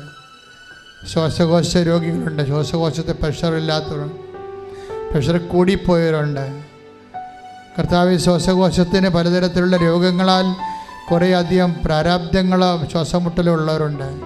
കർത്താവെ, എപ്പോഴും വിട്ടുമാറാ തലവേനും മൈഗ്രെയിനുള്ളവരുണ്ട്, ചെവിക്ക് മുളക്കം മൂടിയിരിക്കുന്നവരുണ്ട്. കർത്താവ്, എപ്പോഴും ചുഴിഞ്ഞ കുത്ത് വേദനിക്കുന്നവർ, കണ്ണിന് കരിപ്പുള്ളവർ, കർത്താവ് കണ്ണിന് കുരുക്കുള്ളവർ, തിമിരമുള്ളവർ, കൈക്ക് കർത്താവ് കണ്ണിന് കാഴ്ച മങ്ങി വരുന്നവരെ സംബന്ധിച്ച് പ്രാർത്ഥിക്കുന്നു. ഉള്ളം കാല് മുതൽ ഉള്ള ശ്രുതികട്ടെ ശ്രുതികട്ടെ ശ്രുതികട്ടെ ശ്രുതികട്ടെ ഉള്ളംകാല് മുതൽ ഉച്ചവരെ കർത്താവിനെ നിറയട്ടെ. ഉള്ളംകാല് ഉച്ചവരെ കർത്താവിനെ നിറയട്ടെ. ഉള്ളംകാല് മുതൽ ഉച്ചവരെ കർത്താവിനെ നിറയട്ടെ. ഉള്ളംകാല് മുതൽ ഉച്ചവരെ കർത്താവിനെ നിറയട്ടെ. യേശുവിന്റെ ഉന്നതമായ നാമത്തിൽ, സഭയുടെ അധികാരത്തിൽ, യേശുവിന്റെ ഉന്നതമായ നാമത്തിൽ, സഭയുടെ അധികാരത്തിൽ, കുരിശിന്റെ അടയാളത്തിൽ 36 കൊല്ലം അർപ്പിച്ച കൃപാനയുടെ യുഗതികൾ ജീവനുടെ പ്രത്യക്ഷയുടെ മാതാവിന്റെ മധ്യസ്ഥത്തിലെ കർത്താവിന്റെ നാമത്തിൽ സൗഖ്യം പ്രാപിക്കട്ടെ.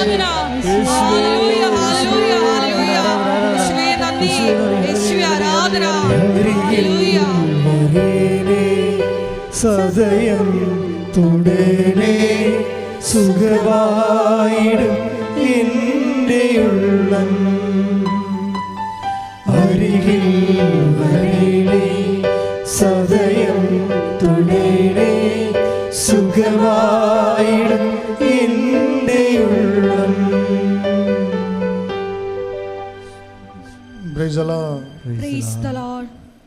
കർത്താവിൻ്റെ സന്നിധിയിലാണ് ആയിരിക്കുന്നതെന്നുള്ള ആഴമായ ബോധ്യം ഉണ്ടാവണേ.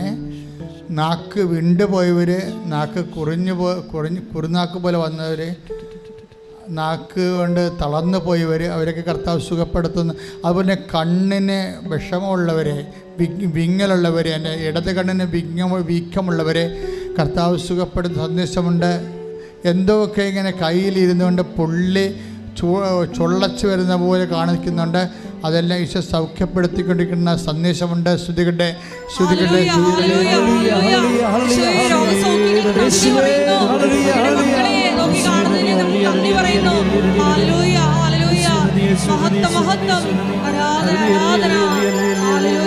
ഒരിക്കൽ വരേണേ സദയം തുടരേ സുഖമായിടും എൻ്റെ ഉള്ളം, അരികിൽ വരേണേ സദയം തുടരേ സുഖമായിടും എൻ്റെ ഉള്ളം. കൈയും കാലും കളറ് മാറിക്കൊണ്ടിരിക്കുന്നവരുണ്ട്, വെരിക്കോസ് രോഗികളുണ്ട്. അവരൊക്കെ സമർപ്പിക്കുന്ന സമയമാണ്. കശേരികൾ വിട്ടുപോകുന്നതിൻ്റെ പേരിൽ വിങ്ങിയിരിക്കുന്നവർ, നടക്കാനോ ഇരിക്കാനോ നിവർക്കാനോ പറ്റാത്തവരുണ്ട്. നിങ്ങൾ ഏറ്റവും വലിയ ഇത് അമ്മ നിങ്ങളെ സുഖപ്പെടുത്തുമെന്നുള്ള ഏറ്റവും വലിയ വിശ്വാസമാണ്. കഴിഞ്ഞ ദിവസം ഇന്ദു എന്ന് പറഞ്ഞൊരു മോള് പൂഞ്ഞാറിൽ നിന്ന് കിടന്ന് വന്നതാണ് ഇവിടെ. കിടന്ന് നിങ്ങളെ സാക്ഷ്യം കാഴ്ച കാണുമായിരിക്കും. വേദന കൊണ്ട് പൊളഞ്ഞ് 1.5 കൊല്ലമായിട്ട് വാഹനം ഇടിച്ച് തെറിച്ച് വീണതിന് ശേഷം കിടന്നു പോയതാണ്. അപ്പോൾ അവർ മരിക്കാൻ തീരുമാനിച്ചു, എലിവിഷം കഴിക്കാൻ തീരുമാനിച്ചെന്ന്.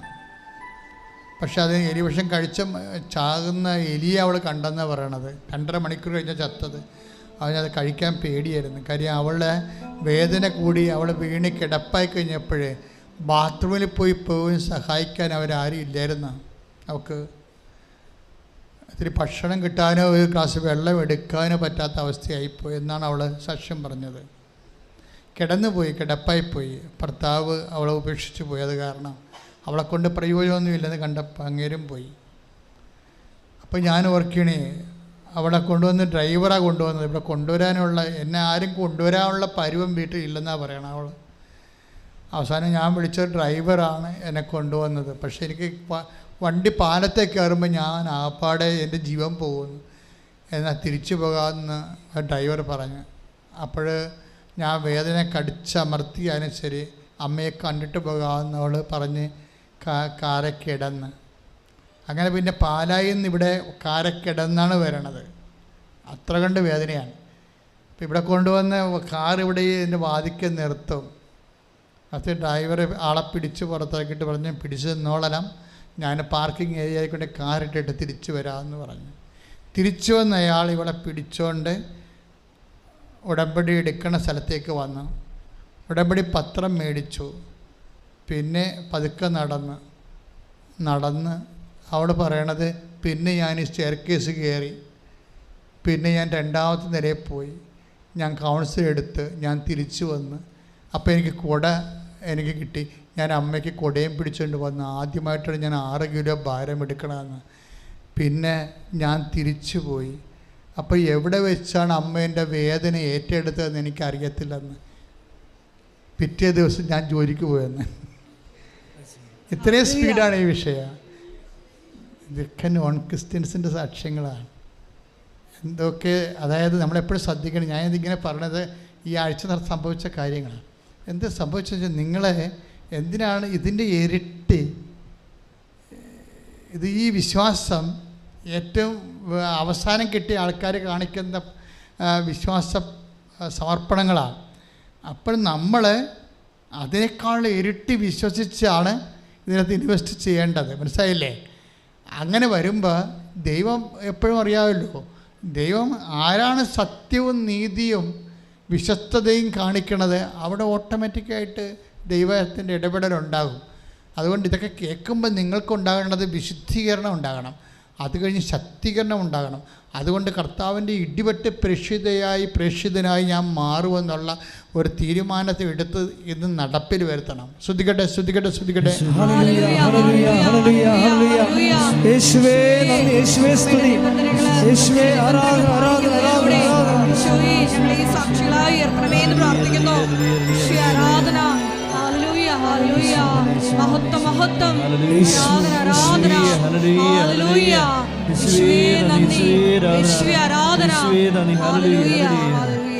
പരിശുദ്ധ പരമദിവ്യകാരുണ്യത്തിന് ആരാധനയും സ്തുതിയും പുകഴ്ചയും ഉണ്ടായിരിക്കട്ടെ. മക്കളെ, ഈ വിഷയം ഞാൻ എന്തുകൊണ്ടാണ് ഇങ്ങനെയുള്ള വിഷയങ്ങളെക്കുറിച്ച് കൂടുതൽ സംസാരിക്കണമെന്ന് അറിയാമോ? എനിക്ക് തോന്നുന്നത് ദൈവം എൻ്റെ തലയിൽ എഴുതി തന്നിരിക്കുന്ന അഭിഷേകം അതാണെന്ന് തോന്നണം. കാര്യം 7 മുതൽ പോലും ഞാൻ ജനങ്ങളുടെ കണ്ണീരിന് വേണ്ടിയാണ് എപ്പോഴും ദൈവതിരുസ്ഥാനത്ത് നിന്നിട്ടുള്ളത്. അതായത് ഓരോ മനുഷ്യന്മാരനുഭവിക്കുന്ന വേദന, ജോലിയില്ലാത്തവർ, അതുപോലെ തന്നെ കടകളൊക്കെ നടത്തത്തില്ലേ, പിഴിക്കച്ചവടങ്ങളൊക്കെ നടത്തുമ്പോൾ അവരൊക്കെ നോക്കുമ്പോൾ അവരിടയ്ക്കൊക്കെ ചെയ്യേണ്ട കാര്യമുണ്ട്. ആൾക്കാർ പോയി നോക്കുമ്പോൾ ക്യാഷ് ബോക്സിൻ്റെ വലിപ്പ് മാറ്റി നോക്കി എന്ത് കച്ചവടം നടന്നിട്ടുണ്ടെന്ന് നോക്കും. അപ്പോൾ അതിൻ്റെ അകത്ത് നോട്ട് കുറവാണെങ്കിൽ അവരുടെ മുഖത്തപ്പം കാണാൻ പറ്റും സങ്കടം. എന്താ കാര്യം? വൈകുന്നേരം വരുമ്പോൾ കടക്കാരും ബ്ലേഡുകാരും ഒക്കെ മേടിച്ച് അവർക്കെല്ലാം കൊടുത്തു കഴിയുമ്പോൾ എങ്ങനെയൊന്നും കിട്ടത്തില്ല. അപ്പോൾ ഇങ്ങനെയൊക്കെയുള്ള മനുഷ്യൻ്റെ വേദനകളുണ്ട്. അതിനെ കവച്ച് വെച്ച് നമുക്ക് പോകാൻ പറ്റത്തില്ല. അതുതന്നെയാണ് സുവിശേഷത്തിൻ്റെ പ്രശ്നം. അവന് ഉച്ചക്കും വൈകുന്നേരമൊക്കെ ഇങ്ങനെ ഈ ക്യാഷ് ബോക്സ് കട നടത്തുന്നവൻ ക്യാഷ് ബോക്സ് നോക്കിയിട്ട് അതിൻ്റെ അകത്തൊന്നും പൈസ കുറവാണെങ്കിൽ അവൻ ചോദിക്കുന്നത് വൈകുന്നേരം ബ്ലേഡുകാരെ ഇങ്ങനെ വിടും. അത് കഴിഞ്ഞ് നാളെ കുഞ്ഞിനെങ്ങനെ പള്ളിക്കൂടത്തിൽ പോകാനുള്ളത്, ഉടുപ്പ് മേടിക്കുമോ എന്നൊക്കെ ചിന്തിക്കുന്നവരുടെ വേദനയില്ലേ, അതിനെയാണ് അമ്മ ഉടമ്പടിയാക്കി മാറ്റിയിരിക്കുന്നത്.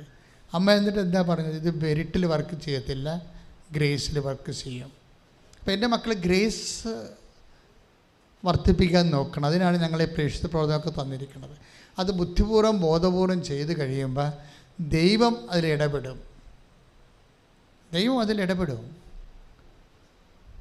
എന്ത് ചെയ്യണമെന്ന് പരീക്ഷയ്ക്ക് വരെ ഇരുന്ന് പറഞ്ഞു കൊടുക്കണില്ല. അമ്മേ മതി, എനിക്ക് ജയിക്കാനുള്ളതായി. വിപിൻ പറയുന്നുണ്ട്, പരീക്ഷ കൊണ്ടിരുന്നുണ്ട്, അമ്മേ മതി, എനിക്ക് ജയിക്കാനുള്ളതായെന്ന് പറയും. അത്രയും ദൈവം കാണിക്കുന്ന സിൻസിയറിറ്റി ഉണ്ട്. അത് നമ്മൾ കാണിക്കുന്ന സിൻസിയറിറ്റിക്ക് ബദലായിട്ട് വരണതാണ്. അപ്പോൾ അതുകൊണ്ട് പരീക്ഷക്കാർ, ജോലിയില്ലാത്തവർ, ഇനി കുറേ പേര് സങ്കടം അനുഭവിക്കണം. എന്താണെന്ന് അറിയാമോ? അവർക്ക് വിസ വന്നിട്ടില്ല. അതാണ് അവരുടെ പ്രശ്നം. അവർക്ക് ഈ ആഴ്ചയിലൊക്കെ ക്ലാസ് തുടങ്ങുകയാണ്. ഓൺലൈൻ ക്ലാസ് തീരുകയും വെർച്വൽ ക്ലാസ് തീരുകയും ഫിസിക്കൽ ക്ലാസ് തുടങ്ങുകയും ചെയ്യുകയാണ്. പക്ഷേ വിസ ഇപ്പോഴും വന്നിട്ടില്ല. 10 ലക്ഷം കൊടുത്തുകൊണ്ടിരിക്കുന്ന ആൾക്കാരും ഉണ്ട്. അപ്പോൾ അവരുടെയൊക്കെ വേദനകളെ ആരാധനയാക്കി മാറ്റുകയാണ് ഇപ്പോഴ്. ഇതുപോലെ തന്നെയാണ് വീടും സ്ഥലവും, വസ്തു വിൽപ്പന, കടം. ഓരോരോ സാധനങ്ങൾ വിൽക്കാൻ ആഗ്രഹിച്ചിട്ട് സമയത്ത് വിൽക്കാൻ പറ്റാതിരിക്കുകയും, അപ്പോൾ സമയത്ത് വിൽക്കാൻ പറ്റുന്നില്ലെങ്കിൽ വാങ്ങാൻ പറ്റാതിരിക്കുകയും ചെയ്യും. എല്ലാം ബ്ലോക്കാകും. ഒരു ബ്ലോക്ക് വന്നാൽ അതിൻ്റെ കൂടെ കുറേ ബ്ലോക്കുകൾ ഒരുമിച്ച് വരും. ഒരു ബ്ലോക്ക് മാറുമ്പോൾ എല്ലാ ബ്ലോക്കുകളും മാറും. അപ്പോൾ ഇതൊക്കെ ജീവിതം മുന്നോട്ട് പോകാനുള്ള മേഖലകളെല്ലാം ദൈവം ഇടപെടും. പക്ഷെ നിങ്ങൾ അതിൻ്റെ കൂടെ ഉടമ്പടിച്ചെടുക്കുമ്പോൾ അതാണ് പറഞ്ഞത്, അതിനുള്ള നിങ്ങൾ പ്രാധാന്യം കൊടുക്കണം. നിങ്ങൾ ദൈവത്തിൻ്റെ കാര്യത്തിന് വേണ്ടി പ്രാധാന്യം കൊടുക്കുക. അപ്പം നിങ്ങളുടെ കാര്യത്തിന് ദൈവം പ്രാധാന്യം തരും. അതുകൊണ്ട് പ്രാർത്ഥിക്കുക, കർത്താവായ ദൈവമേ, ജോലിയില്ലാത്തവരെ, വീടില്ലാത്തവരെ, ഉള്ള വീട്ടിൽ പൊറുക്കാൻ പറ്റാത്തവരെ, കടക്കാര് കാരണം വീട് വിട്ടു പോകുന്നവരെ, നാട് വിട്ടു പോകുന്നവരെ തിരിച്ചു കൊടുക്കാൻ ജന്മത്ത് ആവത്തില്ലെന്നുള്ള ദുരന്ത സത്യം തിരിച്ചറിഞ്ഞ് ഉടമ്പടി മാതാവിന്റെ മുമ്പിലെ അഭയം പ്രാപിച്ചവരെ എല്ലാവരെയും ഓ ഈശോയെ, അമ്മയുടെ മധ്യസ്ഥത്തില് ഈ നിമിഷം ഈ ആരാധനയിൽ വെച്ചുകൊണ്ട് നിനക്ക് ഞങ്ങൾ ദുഃഖത്തോടെ പ്രാർത്ഥിച്ചുകൊണ്ട് എല്ലാ കണ്ണുനീരം അങ്ങേക്ക് സമർപ്പിക്കുന്നു. കർത്താവേ, കുടുംബ വിഷയങ്ങളിലെ വേദനപ്പെടുന്നവരെ, അവിശ്വസ്തത കാണിക്കുന്നവരെ, കുടുംബ കോടതിയില് കേസിലിരിക്കുന്നവരെ, ഡൈവേഴ്സിന്റെ വക്കിലെത്തിയവരെ, ഡൈവേഴ്സ് ആയിപ്പോയവരെ, ഒറ്റക്ക് ജീവിക്കുന്നവരെ, പലതരത്തിലുള്ള വീട്ടുഞെരുക്കങ്ങളിലെ പൊറുതിമുട്ടുന്നുള്ള മേൽ ദൈവത്തിന്റെ കാരുണ്യം ചൊരിയട്ടെ, ദൈവത്തിന്റെ കാരുണ്യം ചൊരിയട്ടെ. ഞങ്ങൾ അനുഭവിക്കുന്ന എല്ലാ ജീവിത വിഷയങ്ങളുടെ മേൽ കരുണയായിരിക്കണമേ എന്ന് പ്രാർത്ഥിക്കുന്നു.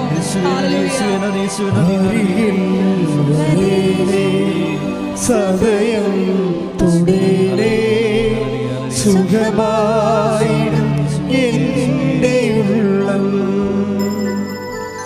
അരികിൽ വരേണേ സദയം തുടരേ സുഖമായിടും എൻ്റെ ഉള്ളം.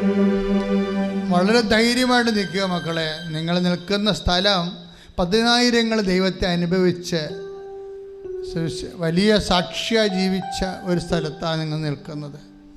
അതുകൊണ്ട് തീർച്ചയായിട്ടും നിങ്ങളുടെ വിഷയത്തിന് പരിഹാരം ഉണ്ടാകും. വരുമാന മാർഗം നഷ്ടപ്പെട്ടവരുണ്ട്, പ്രളയത്തിലും ഉരുൾപൊട്ടലിലും വീട് പോയവരുണ്ട്, കടൽ കയറി വീടെടുത്തു പോയവരുണ്ട്. എല്ലാ തരത്തിലും വഴിയാധാരമായി പോയ ജന്മങ്ങളുണ്ട്. അവരെല്ലാം ഈ ആരാധനയെ സമർപ്പിക്കുക. വിദേശ രാജ്യങ്ങൾ ഒറ്റപ്പെട്ടവരെ, വിസ കിട്ടാത്തവരെ, പാസ്പോർട്ട് പിടിച്ചു വച്ചിരിക്കുന്നവരെ, രേഖാമൂലമായ രേഖകൾ വേണ്ട സമയത്ത് കിട്ടാത്തവരെ, രേഖകൾ കൈമോശം വന്നവർ, തെളിവില്ലാത്തവർ, രേഖകൾ കാണാതെ പോയവർ, അവരെല്ലാം സമർപ്പിച്ചുകൊണ്ട് ശ്രദ്ധിക്കട്ടെ, ശ്രദ്ധിക്കട്ടെ.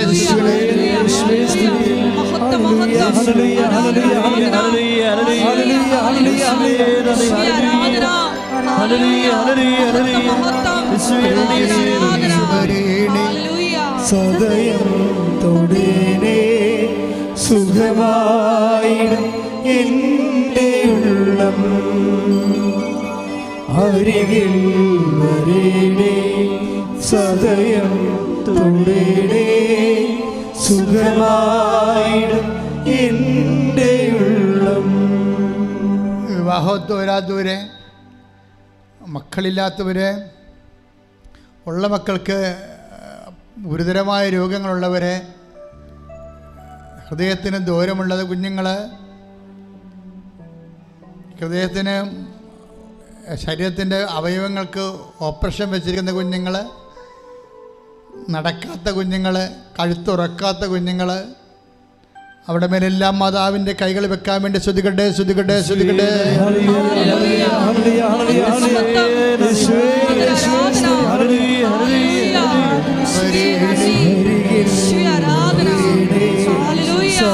കുഞ്ഞുമക്കളെ പ്രത്യേകമായിട്ട് സമർപ്പിച്ച് പ്രാർത്ഥിക്കുന്നു. കുഞ്ഞുമക്കളെ ഈശോയെ ഏറ്റെടുക്കണമേ എന്ന് പ്രാർത്ഥിക്കുന്നു. സദയം തുണേണേ സുഖമായിടും എൻ്റെ ഉള്ളം.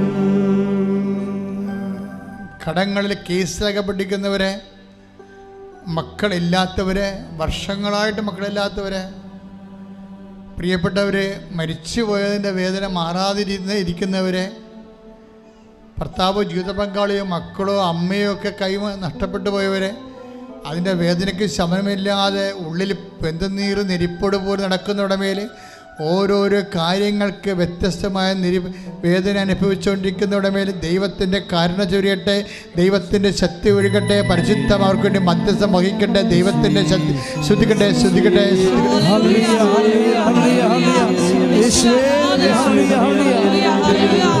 ജീവിതത്തിലെല്ലാം തടസ്സ മേഖലകളിലും ആത്മാവിന്റെ ശക്തി നിറയപ്പെടുവാനുള്ള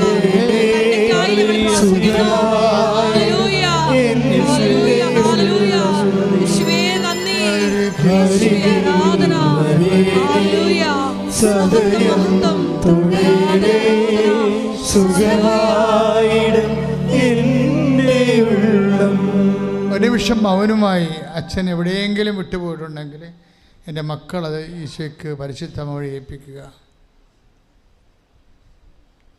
വയറ് വീർത്തു വരുന്നവരുണ്ട്, ചില ബ്ലാഡറുകൾ, ചില ഓപ്പറേഷൻ്റെ സൈഡ് എഫക്ട്സ് ഉള്ള രോഗികളുണ്ട്, അവരെല്ലാം അച്ഛൻ ഓർക്കുന്നുണ്ട്.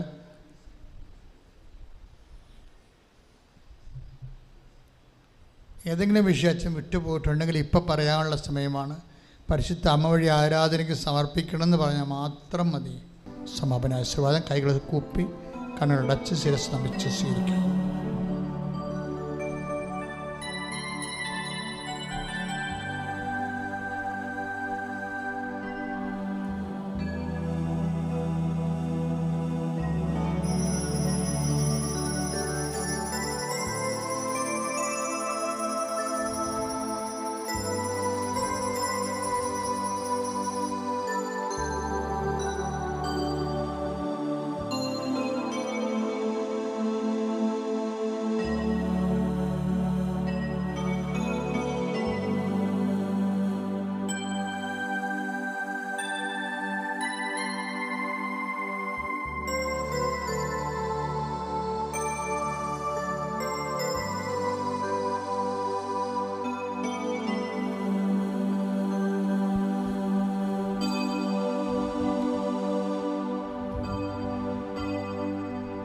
പരിശുദ്ധ പരമമാ ദിവ്യകാരുണ്യമേ,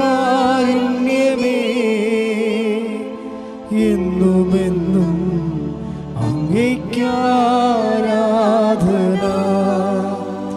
പരിശുദ്ധ പരമമാ ദിവ്യകാരുണ്യമേ,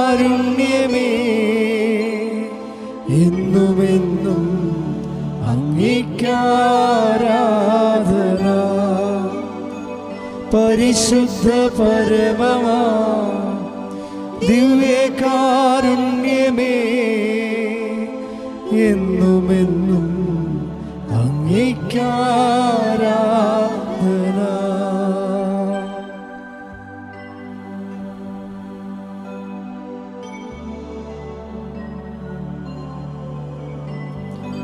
ആവേ ആവേ ആവേ